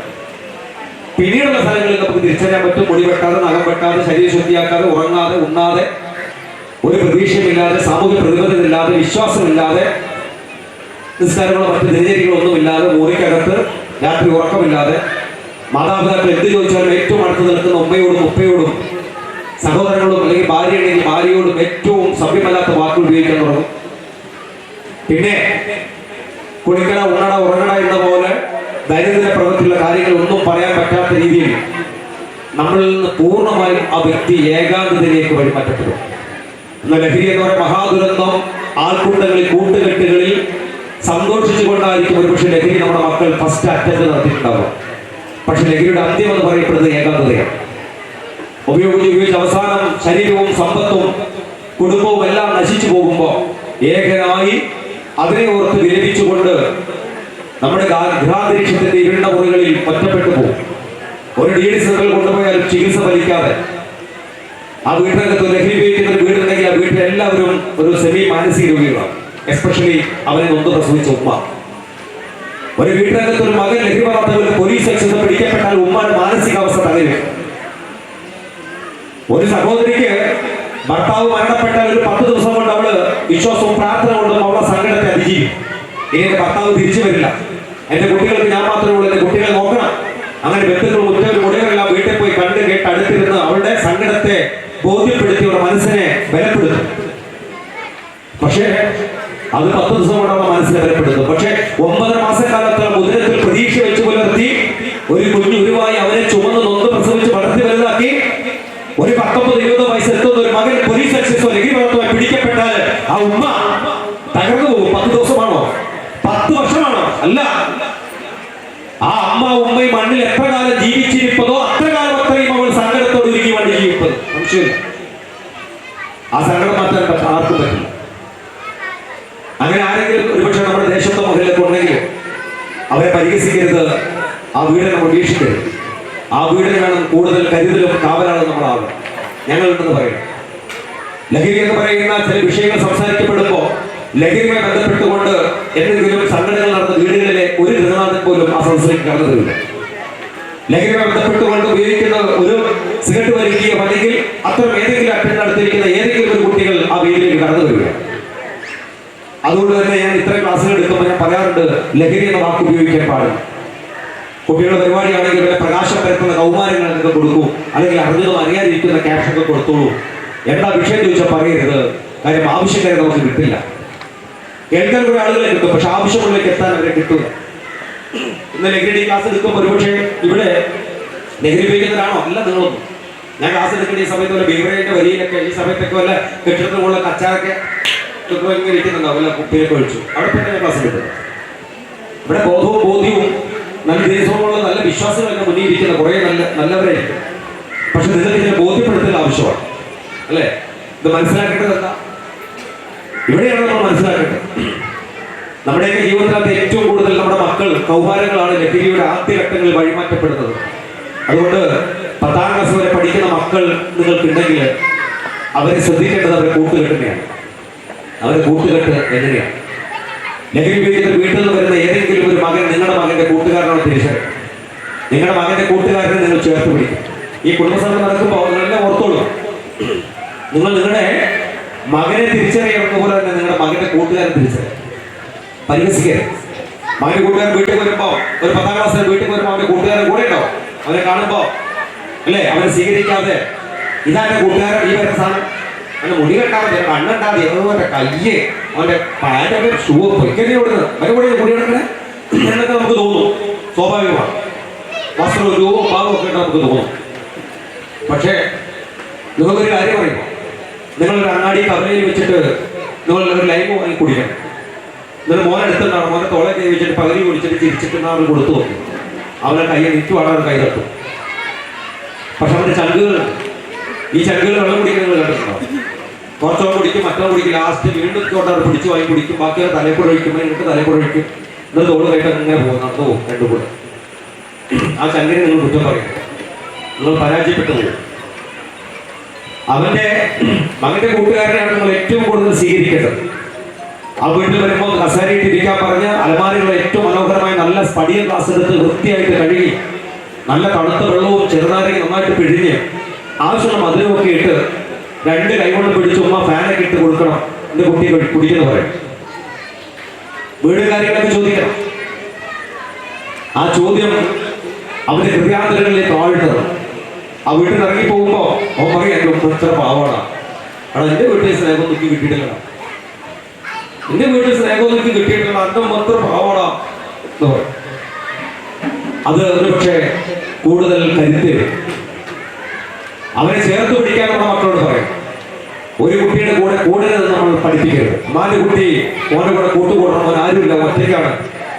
ഓൻ എത്ര ലഹരി ഉപയോഗിക്കുന്ന കുട്ടിയാണെങ്കിലും 4 കുട്ടിക്ക് വിശ്വാസമുണ്ട്, എന്റെ കുട്ടി ഒരു ലഹരി ഉപയോഗിക്കില്ല, നോ എന്ന് പറയാൻ മോന് കഴിയും എന്ന് മുഖത്ത് നോക്കിയ ഒരു ഉമ്മയും ഒപ്പയും മകന്റെ അടുത്ത് പറയുന്നിടത്താണ് ഒരു മകന്റെ ആർജവം നിലകൊള്ളുക. അവൻ ഏത് ലഹരിയുടെ കൂട്ടുകെട്ടിൽ പോയാലും ഒരു സിഗരറ്റ് പറഞ്ഞു കൊടുക്കുമ്പോ നോ എന്ന് പറയാൻ ഉമ്മയും ഉപ്പയും മുഖത്ത് നോക്കി ചേർത്ത് പിടിച്ചുകൊണ്ട് അവരെ കൊടുത്ത ആത്മവിശ്വാസം എത്ര കാലം കഴിഞ്ഞാലും നോ പറയാൻ അവരെ പ്രാപ്തരാക്കും. സംശയനിഷ്ഠയോടെയാണ് നിങ്ങൾ എവിടെ എത്ര നേരം അല്ലെ കണ്ണെന്നാ ചുമന്നിട്ടത്, ഞങ്ങളുടെ ഊരിക്കോ നോക്കട്ടെ, ഞാൻ ആ വീടി വലിക്കണേ, ആ ചങ്ങയുടെ കൂടെ എന്നെ നടത്തം കൊടുത്തോക്കല്ലേ എന്ന് പറഞ്ഞു നോക്കും. അവന്റെ മാനസികാവസ്ഥ നിങ്ങൾ ചോദ്യം ചെയ്യും. അവന് സംരക്ഷണം കൊടുത്ത് ചേർത്ത് പിടിക്കേണ്ട നിങ്ങൾ അവനെ ചോദ്യം ചെയ്യും. അവിടെ അവൻ നിങ്ങൾക്ക് ഒരു ലൈൻ അവിടെ ഇട്ടുവെച്ചു. അവിടെ പറയാണ്, ഏത് ആൾക്കൂട്ടങ്ങളിലും പോയാലും എന്റെ കുട്ടി ചിലപ്പോൾ മേത്ത് ചെറിയതൊക്കെ ഉണ്ടായെങ്കിലും എന്റെ കുഞ്ഞിൽ ലഹരി എന്ന് പറഞ്ഞ സാധനത്തെ കുട്ടി ഉപയോഗിക്കില്ല എന്ന് ബന്ധുക്കളെയും സ്വന്തക്കാരുടെ ഇടയിൽ വെച്ചിട്ട് തോളിൽ തട്ടിക്കൊണ്ട് അവരെ ചേർത്ത് പിടിച്ച് പറഞ്ഞു നോക്കും. വല്ലാത്തൊരു തീരുമാനം, ഒരു ഡിസിഷൻ എടുക്കാനുള്ള പവർ നമ്മുടെ മകനുണ്ടോ? ഈ കാലഘട്ടത്തിൽ ലഹരി എന്ന് പറയുന്നത് നിരന്തരം ഉപയോഗിക്കൊന്നും വേണ്ട. പണ്ടത്തെ ആളുകളൊക്കെ പുകവലിക്കാരുണ്ട്, പണ്ട് ഏറ്റവും മുറുക്കുന്നവരുണ്ട്. നിങ്ങൾ പണ്ടത്തെ കടകളൊക്കെ ആലോചിച്ചാൽ മതി. ഇവിടെ പുറത്ത് അങ്ങാടി ഇറങ്ങിയ 4 കടങ്ങൾ 4 പെട്ടികളുടെ ആ മതിലിലും ചുവരിലൊക്കെ ചുണ്ണാമ്പ് തേച്ച് വെച്ചിട്ടുണ്ടാവും. കാര്യം എന്താ? 10-ൽ 9 പേർ മുറുക്കുമായിരുന്നു ഒരു 20 വർഷം മുമ്പ്. 10 വർഷം മുമ്പ് 10-ൽ 4 പേർ മുറുക്കാനായി. 2025-ൽ 10-ൽ ഒരാളെ മുറുക്കണുള്ളൂ. വലിയപ്പോൾ ഉപയോഗിക്കണുള്ളൂ. ഇപ്പൊ 10 പേര് നിങ്ങൾ കണ്ടെടുത്ത് ഒരാളെ മുറുക്കണുള്ളൂ. 10:2 10 രണ്ടുപേരെ പുകവലിക്കുന്നുള്ളൂ. 10:3 10 3 പേർ മദ്യപിക്കുന്നുള്ളൂ. 10:4 10 4 പേർ ആൻസ് കൂടുതൽ കഞ്ചാവ് പോലുള്ള സാധനം സൈക്കോട്രോപി സബ്സ്റ്റൻസ് ഉപയോഗിക്കും. അപ്പൊ അതുകൊണ്ട് പിന്നെ പറയുന്ന ഒരു കണക്കുണ്ട്. ആ കണക്കെന്നറിയോ? 10:5 10 5 പേർ MDMA ഉപയോഗിക്കുന്നു. എവിടെ? മെട്രോപൊളിറ്റൻ സിറ്റി ബാംഗ്ലൂർ, ഛത്തീസ്ഗഡ്, ജാർഖണ്ഡ് പോലുള്ള ഈ സ്പാ മസാജ് സെന്ററുകൾ, Y2K കോർഡിനേഷൻസ്, DJ പാർട്ടികളൊക്കെ നടക്കുന്ന ഹബ്ബ് ബേസ് ഉള്ള സ്ഥലങ്ങളിൽ നിന്ന് ഇറങ്ങി വരുന്ന 10 ചെറുപ്പക്കാരെ പരിശോധന അവരുടെ 5 പേരുടെ ശരീരത്തിൽ രാസലഹരികളുണ്ട് എന്ന് കണക്ക് തെളിയിക്കപ്പെടുന്നുണ്ട്. എക്സ്പെഷ്യലി ഏറിയ പങ്കും മലയാളി കുട്ടികളാണ് അത് പെട്ടുപോകുന്നത്. അപ്പൊ അതുകൊണ്ട് ഈ Y2K എന്ന് പറയുന്നത് മഹാ ഡേഞ്ചറസ് സംഭവമാണ്. Y2K ഈ Y മോഡലിൽ ഇങ്ങനെ സ്റ്റെപ്പ് വെച്ച് ഡാൻസ് ചെയ്യുന്ന ഒരു Y2 കോർഡിനേഷൻ, അതിനെക്കുറിച്ചൊക്കെ പറഞ്ഞാൽ ഏർപ്പെടുന്നതുപോലെ പറയാനുണ്ട്. അതുകൊണ്ട് ഈ ഭാഗങ്ങൾ മാത്രം ഒന്ന് ചുരുക്കി അവസാനിപ്പിക്കുകയാണ്. നോക്കണം, നമ്മുടെ മക്കളൊക്കെ ഇപ്പോൾ Y2K പോകാന്ന് പറഞ്ഞ ആൾക്കാർ കൂട്ടിക്കൊണ്ടുപോകും. എങ്ങനെ കൂട്ടിക്കൊണ്ടുപോകുന്നറിയാം? നമ്മുടെ മക്കളെ ഇവിടെ ഭയങ്കര രസമാണ്. അവിടുത്തെ മ്യൂസിക്, അവിടുത്തെ വൈബ്, അത് ഡാൻസ് ഒന്ന് കണ്ടുവെക്കുക, നല്ല സ്ഥലമാണെന്ന് പറയും. വെറുതെ കാണാനൊക്കെ ഒന്ന് പോകും. പ്രീപക്ഷണ സമയങ്ങളിൽ കൊടുക്കുന്ന ജ്യൂസോ പാനീയമോ കൂൾ ഡ്രിങ്ക്സോ പെപ്സിയോ സോഫ്റ്റ് ഡ്രിങ്ക്സ് ഒക്കെ വാങ്ങി കുടിക്കും. ആ കുടിക്കുന്നതോടുകൂടി വീട്ടിൽ വന്ന്, റൂമിൽ വന്ന്, ഹോസ്റ്റലിൽ വന്ന് പിറ്റേ ദിവസം 48 മണിക്കൂർ കഴിയുമ്പോൾ ആരോടോ കൂട്ടിക്കൊണ്ടുപോയത് അവരെ വിളിക്കാൻ തുടങ്ങും. എടാ വാടാ പ്ലീസ്, നമുക്ക് ഇന്നലെ പോയ സ്ഥലത്തൊന്ന് പോകാമ്പോ, എനിക്ക് ഭയങ്കര ടെൻഷൻ, അങ്ങോട്ട് പോകാമ്പോ. അവിടുത്തെ അവൻ പറയും, അവിടുത്തെ ലൈറ്റ്, അവിടുത്തെ മ്യൂസിക്, അവിടുത്തെ സ്പീച്ച്, അവിടുത്തെ ഡ്രിങ്ക്സ്, എവരിതിങ് ഇത് മറക്കാൻ പറ്റില്ല, പ്ലീസ് ബാ പോകാമ്പോ. അപ്പൊ അവൻ പറയും അവിടെ പോകാൻ പറ്റില്ല, അവിടെ നിന്ന് വൈദ്യുതി ക്ലോസ് ആണ്, വേറെ സ്ഥലത്തുണ്ട്, അവിടെ നമുക്ക് പോകാൻ ഇതേ വൈബ് കിട്ടുമോ, ഇതേ വൈബ് കിട്ടുമോ എന്ന് അവിടെ പോകാമ്പോ. അതിനെന്താ? ഇവരുടെ ബ്രെയിൻ സ്റ്റിമുലേറ്റ് ചെയ്യപ്പെട്ട കാര്യം ഇവർ അറിഞ്ഞിട്ടില്ല, അല്ലെങ്കിൽ അവരുടെ ബ്രെയിൻ അവിടെ സ്റ്റിമുലേറ്റ് ചെയ്യപ്പെട്ട അറിഞ്ഞിട്ടില്ല. എറണാകുളം ജില്ലയിൽ 318 വരുന്ന പെൺകുട്ടികൾ ചതിയിലൂടെ ഈ പറഞ്ഞ രാസലഹരികൾ ശരീരത്തിൽ കടന്നു പോകും. എങ്ങനെയാ? MDMA എന്ന് അറിയപ്പെടുന്നത് ഈ സാധനം പൊടിച്ചാൽ ഇങ്ങനെ പൗഡർ പോലെ പൊടിയുന്ന സാധനം. ആ സാധനത്തിന് ഒരു എക്സാമ്പിൾ പറഞ്ഞാൽ നിങ്ങളുടെ മുഖത്തുള്ള പൗഡർ, കുട്ടിക്കൂറെ പോലെ പോൾസ് പൗഡർ എടുത്തിട്ട് മൊബൈലിൽ സ്ക്രീനിലൊന്നും ഇട്ടാൽ പൗഡറാണ്. ഒരു മുട്ടുസൂചി എടുത്ത പൗഡറിൽ കുത്തിയിട്ട് ആ മുട്ടുസൂചി പതുക്കെ പൊക്കി വെക്കണം. ആ മുട്ടുസൂചി അഗ്രഹത്തിൽ എത്രമാത്രം MDMA ഉണ്ടാവും? അത് മതി. നമ്മുടെ മക്കൾ നമ്മുടെ ആന്തരിക അവയവത്തിലേക്ക് വന്നാൽ നമ്മുടെ ബ്രെയിൻ സ്റ്റിമുലേറ്റ് ചെയ്യപ്പെടും. എത്രയാ സ്റ്റിമുലേറ്റ് ചെയ്യപ്പെടുന്നത്? എത്രയാ? 3000 മുതൽ 6000 വരെ ബ്രെയിൻ സ്റ്റിമുലേറ്റ് ചെയ്യപ്പെടും. ഒറ്റ തവണ ഉപയോഗിച്ച, രണ്ടാമത് ഉപയോഗിക്കാൻ ശരീരം ആവശ്യപ്പെടുന്ന സൈക്കോട്രോപിക് സബ്സ്റ്റൻസ് 3,4-മെഥൈൽ ഡയോക്സി മെത്താംഫെറ്റമിൻ എന്നറിയപ്പെടുന്ന മാരകമായ 29 തന്മാത്രകളുള്ള MDMA എന്നറിയപ്പെടുന്ന രാസലഹരി മനുഷ്യ നിർബന്ധമാണ്. യാതൊരു കാരണവശാലും ബന്ധിലോ ശരീരത്തോ ഡയറക്റ്റ് ഇൻഡയറക്റ്റ് കലരാൻ പാടില്ല. ശാസ്ത്രം ഇത് കണ്ടുപിടിച്ചത് 1912 ജർമ്മനിയിലെ മെർക്ക് എന്ന് പറയുന്ന ഒരു ഫാർമസ്യൂട്ടിക്കൽ കമ്പനിയിൽ മെർക്ക് ആൻഡൻ പൊലീഷ് എന്നറിയപ്പെടുന്ന സയൻറ്റിസ്റ്റാണ് ഇത് കണ്ടുപിടിക്കുന്നത്. അപ്പൊ അതുകൊണ്ട് ഇവരുടെ ജന്മദേശം ജർമ്മനിയാണ്. ഇവരെ ജനിപ്പിച്ച ഉപ്പയുടെ പേര് മെർക്ക് ആൻഡൻ പൊലീഷ് എന്നാണ്. ജനിച്ച വീട് മെർക്ക് എന്ന് പറയുന്ന ഫാർമസ്യൂട്ടിക്കൽ കമ്പനിയാണ്. ലോകത്തിലെ ഏറ്റവും നിലവാരമുള്ള മെർക്ക് എന്ന് പറയുന്ന ഫാർമസ്യൂട്ടിക്കൽ കമ്പനി. ഇപ്പോഴും അങ്ങാടിയിൽ പോയി മെഡിക്കൽ സ്റ്റോറിൽ പോയി മരുന്ന് വാങ്ങിയാൽ ആ മെഡിക്കൽ സ്റ്റോറിൽ ഇരിക്കുന്ന 100-ൽ 40% മരുന്നുകളും മെർക്ക് എന്ന് പറയുന്ന ഫാർമസ്യൂട്ടിക്കൽ കമ്പനിയുടേതാണ്. ആ മെർക്ക് എന്ന് പറയുന്ന ഫാർമസ്യൂട്ടിക്കൽ കമ്പനിയിലെ ഒരു കെമിസ്റ്റാണ് ഇത് കണ്ടുപിടിക്കുന്നത് 1912. എന്തിന്? രക്തത്തിൽ ഒഴുക്കിനെ പ്രിവെന്റ് ചെയ്യാൻ, വേദന ഇല്ലാതാക്കാൻ കണ്ടുപിടിച്ചു. പക്ഷേ 1912 നിന്ന് 60-70 ചെക്കോസ്ലോവാക്യ, ഹംഗറി, സ്വീഡൻ, ഡെൻമാർക്ക് രാജ്യങ്ങൾ കെമിക്കൽ സിന്തസിസ് ചെയ്തു. അത് ദുരുപയോഗ ചെയ്ത പേരുകളൊക്കെ മാറ്റി 2025 എത്തിയപ്പോഴത്തേക്കും കേരളത്തിൽ, പ്രത്യേകിച്ച് നമ്മുടെ ദേശത്തും ഗ്രാമങ്ങളിലുമല്ല, ഒരു ഗ്രാമിന് 5000 രൂപ വില വരുന്ന രീതിയിൽ ഇത് കൈമാറ്റം ചെയ്യപ്പെടുന്ന രീതിയിലേക്ക് സാധനം എത്തിത്തുടങ്ങി. അപ്പൊ ഒരു പ്രാവശ്യം ഉപയോഗിച്ചാൽ രണ്ടാമത് ഉപയോഗിക്കാൻ നിർബന്ധിക്കണ്ട. ഓക്കെ, ഒരു പ്രാവശ്യം ഉപയോഗിച്ച് രണ്ടാമത് ഉപയോഗിക്കാൻ നിർബന്ധിക്കണ്ട. ഞാൻ പറഞ്ഞു, ഒരു മൊബൈലിന്റെ മുകളിൽ പൗഡർ ഇങ്ങനെ കൊടുത്തിട്ട് കുത്തി എങ്ങനെ ഉണ്ടാവും? ഇതേ പൗഡർ ഇങ്ങനെ എടുത്തിട്ട് ഈ സാധനം എടുത്തിട്ടാണ് നഗരത്തിനകത്ത് വെച്ചിട്ട് സ്റ്റാമ്പ് ചെയ്യും. നന്നായി 2 നഗരത്തിൽ വെച്ച് സ്റ്റാമ്പ് ചെയ്യും. ഇപ്പൊ ഇതൊരു പാർട്ടി അവിടെ നടക്കുന്ന പാർട്ടിയെന്ന് കൂട്ടിക്കോളും, സംഗമോ. ഞാൻ ഏതെങ്കിലും ഒഴിഞ്ഞൊരു കസേരയിൽ പോയി ഇരുന്നു വെള്ളവും ജ്യൂസും കൊടുക്കാൻ തുടങ്ങി. ഞാൻ തന്ത്രപര രീതിയിൽ നിങ്ങൾ വെള്ളം കുടിക്കുമ്പോൾ നിങ്ങളെ ഗ്ലാസോ കുപ്പിക്കത്തോ ആ വിരൽ, എന്റെ കയ്യിരിക്കുന്ന വിരൽ, നഗരത്തിനകത്തുള്ള സാധനം വിരലിനകത്തൊന്ന് വെച്ചിരുന്ന് കുലിക്കുക. നിങ്ങൾ കുടിച്ചാൽ നിറം മാറിയിട്ടില്ല, രുചി മാറിയിട്ടില്ല, ഒരു ചമർപ്പ കയ്പ് ഒന്നും. 1000 മുട്ടു സൂചിക്കാത്തുള്ള എത്രയാണ് അത്ര സാധനങ്ങൾ നഗരത്തിനകത്ത് വെച്ചിട്ടാണ് നിങ്ങൾക്ക് ഒരു നിമിഷം നേരം കൊണ്ട് തന്നത്. ഒരു പുകയുമില്ല, ഒരു സ്മെല്ലുമില്ല, മറ്റ് യന്ത്രങ്ങളോ സംവിധാനങ്ങളോ ഒന്നും വേണ്ട. നിങ്ങൾക്കൊരു ആട്ടമോ ഒരു വിറയിലോ ഒന്നും ഉണ്ടായിട്ടില്ല. പക്ഷേ നിങ്ങൾ ആ ഒരു അറ്റ്മോസ്ഫിയർ അനുഭവിച്ച ഒരു മാനസിക സന്തോഷമുണ്ട്. ആ സന്തോഷമായിട്ട് നിങ്ങൾ തിരികെ വീട്ടിലേക്ക് പോയാൽ 48 മണിക്കൂർ നിങ്ങൾ അനുഭവിക്കുന്ന ആ ഒരു സ്റ്റിമുലേഷനാണ് നിങ്ങളെ വീണ്ടും ഇതേ തരത്തിൽ ഈ കോർഡിനേഷനിലേക്കോ ഈ മ്യൂസിക് ഇവന്റിലേക്ക് വരാൻ പ്രേരിപ്പിക്കുന്നത്. അങ്ങനെ ചതിയിലൂടെ ഉപയോഗിച്ച എത്രയോ പെൺകുട്ടികൾ കേരളത്തിന്റെ വ്യത്യസ്ത സ്ഥലങ്ങളിൽ ഇന്ന് ഷൈനോൺ എന്ന് പറയുന്ന ഒരു സിനിമാ നടനുണ്ട്. അദ്ദേഹത്തിന് അച്ഛൻ മരിച്ചുപോയി. മരിച്ചു. കുറെ അദ്ദേഹത്തിന് ഇന്റർവ്യൂ ഒക്കെ പഴുത് കണ്ടാൽ മതി. അത് എന്താ പറയുന്നത് അദ്ദേഹത്തിന് അറിയില്ല. പറയും. അപ്പൊ നമുക്ക് വ്യക്തമായിട്ട് മനസ്സിലാവും. റീൽസൊക്കെ ഉണ്ടാകും. ഞാൻ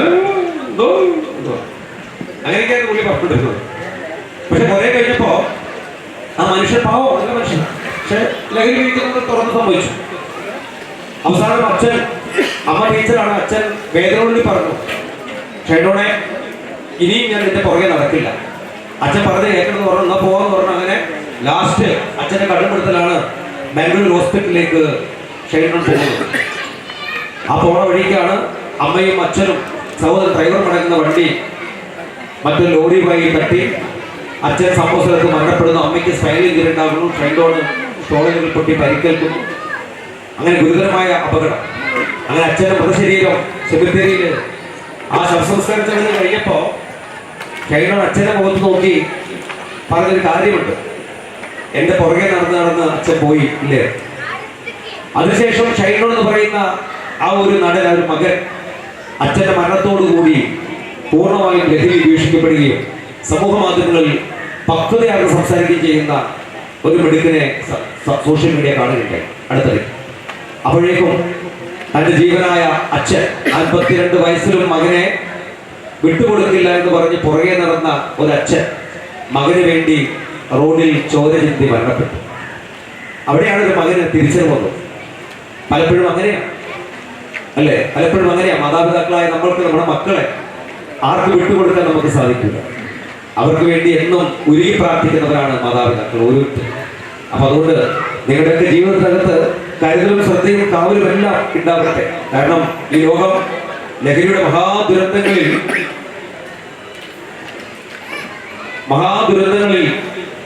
ഇതുപോലെ. അപ്പോ ഈ മഹാദുരന്തങ്ങളിലാണ് നമ്മളെല്ലാം ഈ ലോകം മുൻപോട്ട് പോയിക്കൊണ്ടിരിക്കുന്നത്. അപ്പൊ അതുകൊണ്ട് നമുക്കൊക്കെ ചെയ്യേണ്ടത്, നമുക്ക് ഓരോ ഉത്തരവാദിത്തങ്ങളും കാര്യങ്ങളെല്ലാം ഉണ്ട്. എനിക്ക് ഈ സംസ്ഥാനോട് പറയാനുള്ളത്, ഞാൻ എൻ്റെ എല്ലാ സദസ്സുകളിലും ഞാൻ പറഞ്ഞ് അവസാനിപ്പിക്കുന്നത് എൻ്റെ മാതാവിനെ കുറിച്ചാണ്. എൻ്റെ അമ്മ ഒരു പക്ഷേ നടക്കാൻ പറ്റാത്തൊരു അമ്മയാണ് എനിക്ക് വീട്ടിലുള്ളത്. നടക്കാൻ എനിക്ക് പറ്റിയ പരസഹായം വേണം. ഒരു ഭാഗം പാരലൈസായി പോയ അമ്മയാണ്. ഏകദേശം ഒരു 30 വർഷങ്ങൾക്ക് മുമ്പാണ് എൻ്റെ അമ്മ ഷോക്ക് വരുന്നത്. അച്ഛൻ മരിച്ചിട്ട് 3 വർഷമായി. പക്ഷേ അമ്മ ഷോക്ക് വന്നെങ്കിലും അമ്മ വീട്ടിൽ ഇരിക്കുന്നവളല്ല എൻ്റെ അമ്മ. എൻ്റെ അമ്മ ഒരുപാട് യാത്രയ്ക്ക് ഇഷ്ടപ്പെടുന്നതാണ്. പരസഹായം വേണം. അമ്മ പോകാത്ത വിനോദസഞ്ചാര കേന്ദ്രങ്ങളൊന്നുമില്ല. അമ്മ പോകാത്ത ബന്ധുമിത്രാദികളില്ല. അമ്മ ഇടയ്ക്ക് പെങ്ങൾ വയനാട്ടിൽ കൽപ്പറ്റ പോലീസ് സ്റ്റേഷനിൽ സബ് ഇൻസ്പെക്ടറാണ് എൻ്റെ അനിയത്തി. ഇടയ്ക്ക് അമ്മ പറയും എനിക്ക് അവളെടുത്ത് പോകണമെന്ന് പറയും. 2 ദിവസം അമ്മ പറയും ഇങ്ങോട്ട് വരാമെന്ന് പറയും. അങ്ങനെ എൻ്റെ മോനെ വിളിച്ചുകൊണ്ട് നേരെ അമ്മ പോകും. ഞാൻ രാവിലെ പോകുന്നവർക്ക് എൻ്റെ മകൻ എൻ്റെ അമ്മയെ പള്ളിയിൽ കൊണ്ടുവരും രാവിലെ. അപ്പം ഞാൻ അമ്മയ്ക്ക് പൂർണ്ണ സ്വാതന്ത്ര്യം കൊടുത്തിരിക്കുക. ചിലപ്പോൾ മക്കളെ അമ്മയൊന്നും അമ്പാട് പോകേണ്ടത് പറയും. എന്താണ് അമ്മ എനിക്ക് മുടിയത് വെട്ടിക്കുന്നതെന്ന് പറയും. അപ്പം അമ്മ കാൻഡിയ പേഷ്യൻ്റ് കൂടിയാണ്. അപ്പം അതുകൊണ്ട് തന്നെ അച്ഛന് സ്ഥിരമായി മുടി വെട്ടിക്കുന്ന ഒരു കടയുണ്ട് മമ്പാട്. അപ്പോൾ അമ്മയ്ക്ക് നമ്മളൊക്കെ പോകുമ്പോൾ അമ്മ സ്വന്തമായിട്ട് അമ്മ ഓട്ടോറിക്ഷയിലമ്മ പോകും.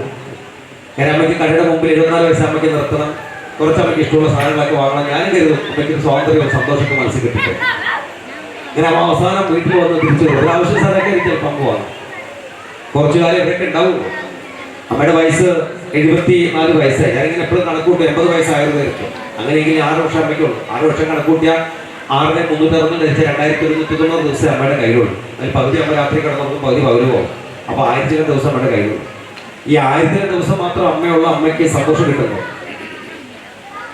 അമ്മ പോയതിനു ശേഷം അമ്മയ്ക്ക് വേണ്ടി കല്ലറകളിൽ പൂക്കൾ വെച്ച് അമ്മയ്ക്ക് വേണ്ടി ഉരുകി പ്രാർത്ഥിക്കുന്നതിനേക്കാൾ നല്ലത് ഓരോ മാതാപിതാക്കളും മണ്ണിൽ ജീവിച്ചിരിക്കുമ്പോൾ ഈ മണ്ണിൽ വെച്ച് അവർക്ക് വേണ്ടി ചെയ്യുന്നതെല്ലാം അവർ കാരുണ്യത്തോടെ കാണുന്നിടത്താണ് മക്കളുടെ ഏറ്റവും വലിയ സന്തോഷം നിലകൊള്ളുന്നത്. എനിക്ക് പരിശുദ്ധ ഖുർആനിന്റെ മഹത്തരമായ മറ്റു വചനം ഓർമ്മയുണ്ട്. മാതാപിതാക്കളെ നിങ്ങൾ ചെയ്യുന്ന വാക്കുകളിൽ ഉച്ചരിക്കപ്പെടാൻ പാടില്ലാത്ത പരിശുദ്ധ ഖുർആൻ വിലക്ക് ഏർപ്പെടുത്തുന്നുണ്ട്. മാതാപിതാക്കളെ നിങ്ങൾ ചെയ്യുന്ന വാക്കുകൊണ്ട് ഉച്ചരിക്കപ്പെടരുത്, വാക്കുപയോഗിക്കപ്പെടുന്നത്. പക്ഷേ എത്രയോ ചെയ്കളാണ് നമ്മൾ അവിടെ സംസാരിച്ചിട്ടുള്ളത്, സംവാദം നടത്തിയിട്ടുള്ളത്, അറിഞ്ഞറിയാതെ. ഇന്നെൻ്റെ അമ്മ ഞാനെപ്പോഴും അഭിമാനത്തോട് പറയും, എത്ര സമയം രാത്രി വൈകി ചെന്നാലും ഞാൻ അടുത്തിടയ്ക്ക് ചേർത്തലയിൽ ഒരു പ്രോഗ്രാം കഴിഞ്ഞാൽ തിരിച്ചു വരികയാണ്. 4 മണിക്കെത്തി. ഡ്രൈവറോട് പറഞ്ഞു വണ്ടി റിമോട്ട് ചെയ്യണ്ട, ഞാനിതാക്കിക്കോളാം, പോയിക്കോളാം പറഞ്ഞു. ബൈക്കെടുത്ത് അദ്ദേഹം പോകാൻ നേരത്ത് പക്ഷേ കാർ പോർച്ചിൽ നിന്ന് അമ്മ ഇറങ്ങലും അമ്മ തിരിച്ചിറങ്ങും. അമ്മ പോർച്ചിൽ ലൈറ്റ് കത്തി. അമ്മയ്ക്ക് കൈ ഇങ്ങനെ ഇതില്ലാത്തപ്പോൾ ബലമില്ലാത്തതുകൊണ്ട് സ്വിച്ച് കണക്ട് ചെയ്ത് വെച്ചിട്ടുണ്ട്. അമ്മ കറക്റ്റ് പോർച്ചിൽ ലൈറ്റ് ഇട്ട് പുറത്തുനിന്നിറങ്ങി സിറ്റൗട്ടിൽ വന്നു. പോർച്ചിൽ ലൈറ്റ് ഇട്ട് സിറ്റൗട്ടിൽ ലൈറ്റ് ഓണായി.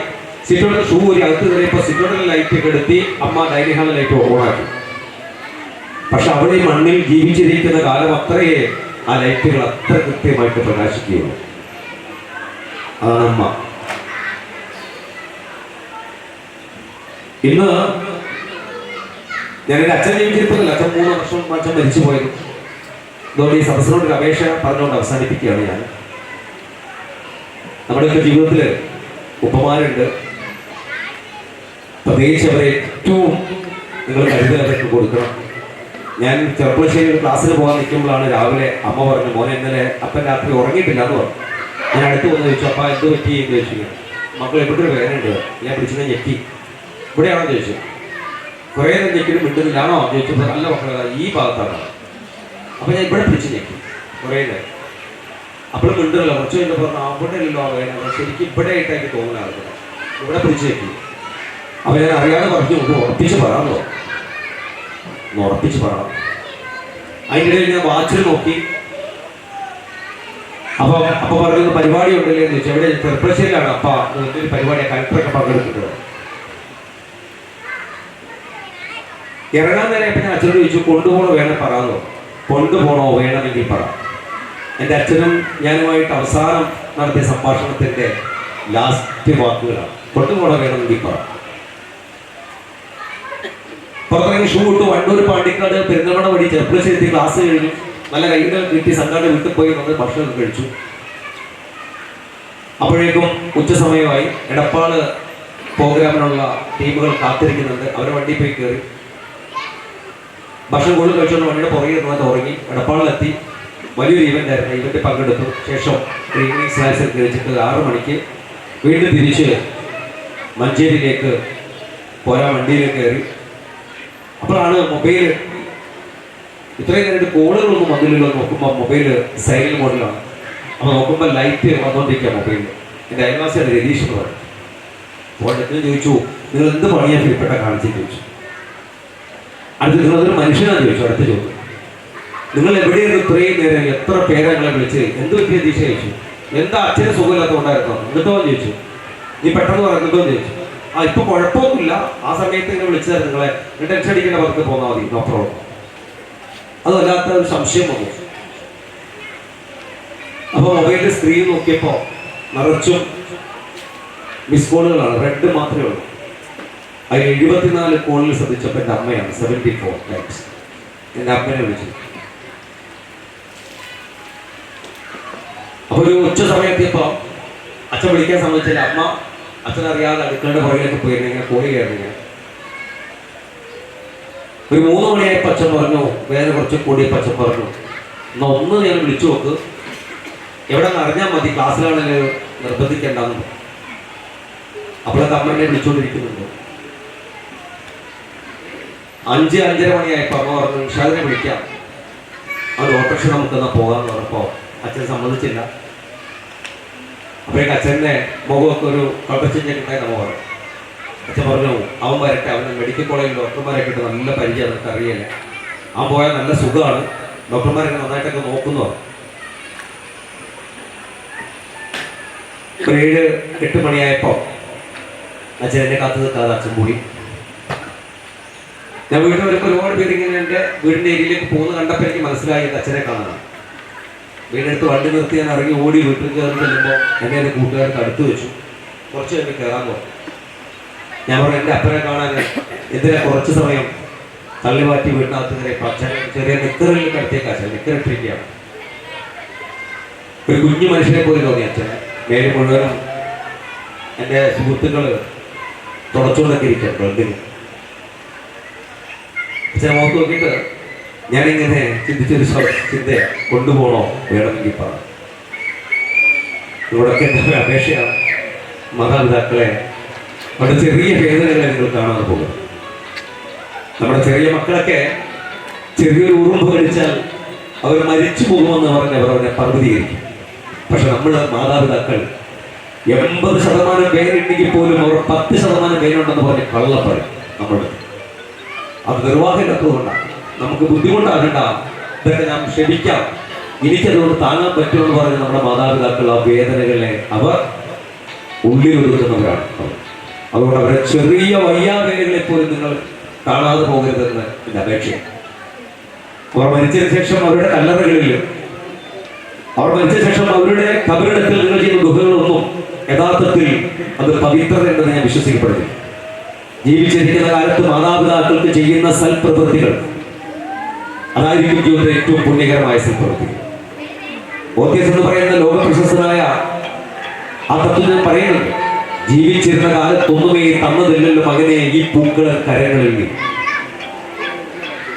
എന്റെ കല്ലറമേൽ വെച്ചിരിക്കുന്ന പൂക്കൾ ആര് കാണുന്നത്, എന്റെ സങ്കട കണ്ണീരുകൾ വിലാപങ്ങളും ആര് കേൾപ്പത്, മണ്ണിലിത 6 അടി മണ്ണിലിത ഞാൻ നിദ്ര കൊള്ളുന്നു എന്ന് അമ്മയോ അച്ഛനോ സാങ്കേതികമായിട്ട് പറയുകയാണ് മകനോട്. ജീവിച്ച സമയത്തൊന്നും എനിക്ക് പൂ തന്നിട്ടില്ലല്ലോ, നീ എന്നെ ഒന്ന് കെട്ടിപ്പിടിച്ചിട്ടില്ലല്ലോ, നീ എനിക്ക് വേണ്ടി പ്രാർത്ഥിക്കുന്നത് ഞാൻ കേട്ടില്ലല്ലോ, എന്തിനാണിപ്പോൾ ഞാൻ നിദ്ര കൊള്ളുന്ന ഈ കുഴിമാടത്തിന് മകളിൽ നീ പ്രാർത്ഥിക്കുന്നത് ചോദിക്കാൻ സാധിക്കുന്ന വ്യത്യാസം. പ്രിയപ്പെട്ടവരെ, മാതാപിതാക്കളെ ഏറെ സ്നേഹത്തോടെ ചേർത്ത് പിടിക്കാൻ നമുക്കൊക്കെ സാധിക്കട്ടെ. മാത്രമല്ല അതോടൊപ്പം തന്നെ നമ്മുടെയൊക്കെ അമ്മമാർ സൂര്യോദയത്തിന് മുമ്പേ കൈകളും പാത്രങ്ങളൊക്കെ തട്ടിയും മുട്ടിയും സംസാരിക്കുന്ന സ്ത്രീ ജന്മങ്ങളാണ് നമ്മുടെ ഉമ്മമാർ. അവരെ സങ്കടപ്പെടുത്താതിരിക്കുക. ഒരുപക്ഷെ തൊടിയിലെ വാടിക്കരുന്ന ചെടികൾക്കും കരിയാപ്പലകൾക്കും തെങ്ങിനും കൗനും ഒക്കെ വെള്ളം ഒഴിച്ചു കൊടുത്ത് ഒരു കർഷക സ്ത്രീ അവാർഡ് പോലും കിട്ടാത്ത മകളെ ആരാ ചോദിച്ചാൽ അവളുടെ പേരും അമ്മാമ. അവളെ സങ്കടപ്പെടുത്താതിരിക്കുക. നമ്മളെ വരവെന്ന് വൈകിയാൽ ഉമ്മറപ്പടിയിൽ മറ്റൊരു പ്രസവേന അനുഭവിക്കുന്ന ആരാകെ ആരാ ചോദിച്ചാൽ അതും അമ്മാമ. അവളെ സങ്കടപ്പെടുത്താതിരിക്കുക. ഗൃഹാന്തരീക്ഷത്തിന്റെ ഇരുണ്ടനാടിയിൽ ചൂടിനോടും ചാരത്തോടും ചുക്കിലികളോടും ആറാലുകളോടും പടവെട്ടി ചുക്കിച്ചുളിൽ പോയി പടിതുണി കഷ്ണം നിങ്ങളുടെ വീട്ടിലുണ്ടെങ്കിൽ അവളുടെ പേരും അമ്മാമ. അവളെ സങ്കടപ്പെടുത്താതെ. എല്ലാ ലൈറ്റുകളും അണച്ച് അവസാനത്തെ ലൈറ്റും കെടുത്തി വീട് ഉറങ്ങിയതിനു ശേഷം ഏറ്റവും ഒടുവിൽ ഉറങ്ങുന്ന വീടുണ്ടെങ്കിൽ അവളുടെ പേരും ഉമ്മാ. അവളെ സങ്കടപ്പെടുത്താതെ. സമാധാനത്തുള്ള നൊബേൽ പുരസ്കാരം ലഭിക്കാതെ പോയ മദർ തെരേസമാരുണ്ട് നമ്മുടെ വീട്ടിൽ. അവളെ സങ്കടപ്പെടുത്താതെ. വിളമ്പിക്കൊടുത്തതിന് ശേഷം മക്കളെ അമ്മയ്ക്ക് ഇത് ഇഷ്ടമല്ല എന്ന് കള്ളം പറയുന്നവരുടെ പേരാണ് അമ്മ. അവളെ സങ്കടപ്പെടുത്താതെ. ദൈവത്തിന് മുമ്പിൽ പലപ്പോഴും സ്വന്തം അവശതകളെ മറച്ചു വെച്ച് മക്കൾക്ക് വേണ്ടി ഉരുകി പ്രാർത്ഥിക്കുന്ന ഒരുവൾ ഉണ്ടെങ്കിൽ അവളുടെ പേരും അമ്മ. അവളെ സങ്കടപ്പെടുത്താതെ. ഒടുവിൽ സാഗരം കളവഴിഞ്ഞു പോകുമ്പോ വാടിക്കരിഞ്ഞ ചെടികളും പൂവും ഞാനും നിങ്ങളും ഒക്കെ പറയും, എന്റെ ഉമ്മയില്ലാത്ത വീട്, എന്റെ അമ്മയില്ലാത്ത വീട് വീടേയല്ല. അതുകൊണ്ട് അവരുടെ കാൽച്ചുവട്ടിൽ സ്വർഗം നേടാൻ നിങ്ങൾക്കും എനിക്കും സാധിക്കട്ടെ എന്ന് ആത്മാർത്ഥത്തോടെ പ്രാർത്ഥിക്കുക. ഇപ്പം സോഷ്യൽ മീഡിയ പേജുകൾ കാണുകയും ലൈക്കും ഷെയറൊക്കെ ചെന്നാൽ ഏകദേശം 54 ലാപ്ടോപ്പുകൾ ഞാൻ കുട്ടികൾക്ക് കൊടുത്തു കഴിഞ്ഞു. നമ്മുടെ ലൈക്കും ഷെയറും എൻ്റെ മോണിറ്റൈസേഷൻ ഫണ്ടിൽ നിന്ന് മാത്രമാണ് ഞാനത് കൊടുക്കുന്നത്. ഇനിയും ഒരുപാട് പഠനങ്ങൾ കൊടുക്കാൻ സാധിക്കും. ചാരിറ്റബിൾ ട്രസ്റ്റ് അല്ല, ഇൻഡിവിജ്വലായിട്ട് സ്വന്തമായിട്ട് ഓഡിറ്റുകൾ ചെയ്യുന്ന ഒരു സ്വന്തമായി ഞാൻ കൈകാര്യം ചെയ്യുന്ന ഒരു സംഭവമായതുകൊണ്ട് തന്നെ നിങ്ങൾ എൻ്റെ വീഡിയോകൾ ഷെയറും കാണുകയൊക്കെ ചെയ്താൽ മാത്രം മതി.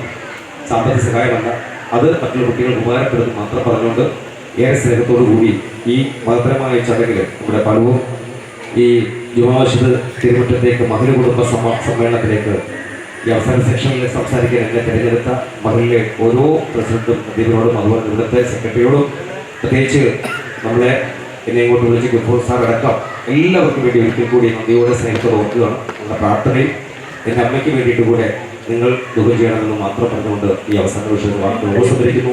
എല്ലാവർക്കും പുതിയ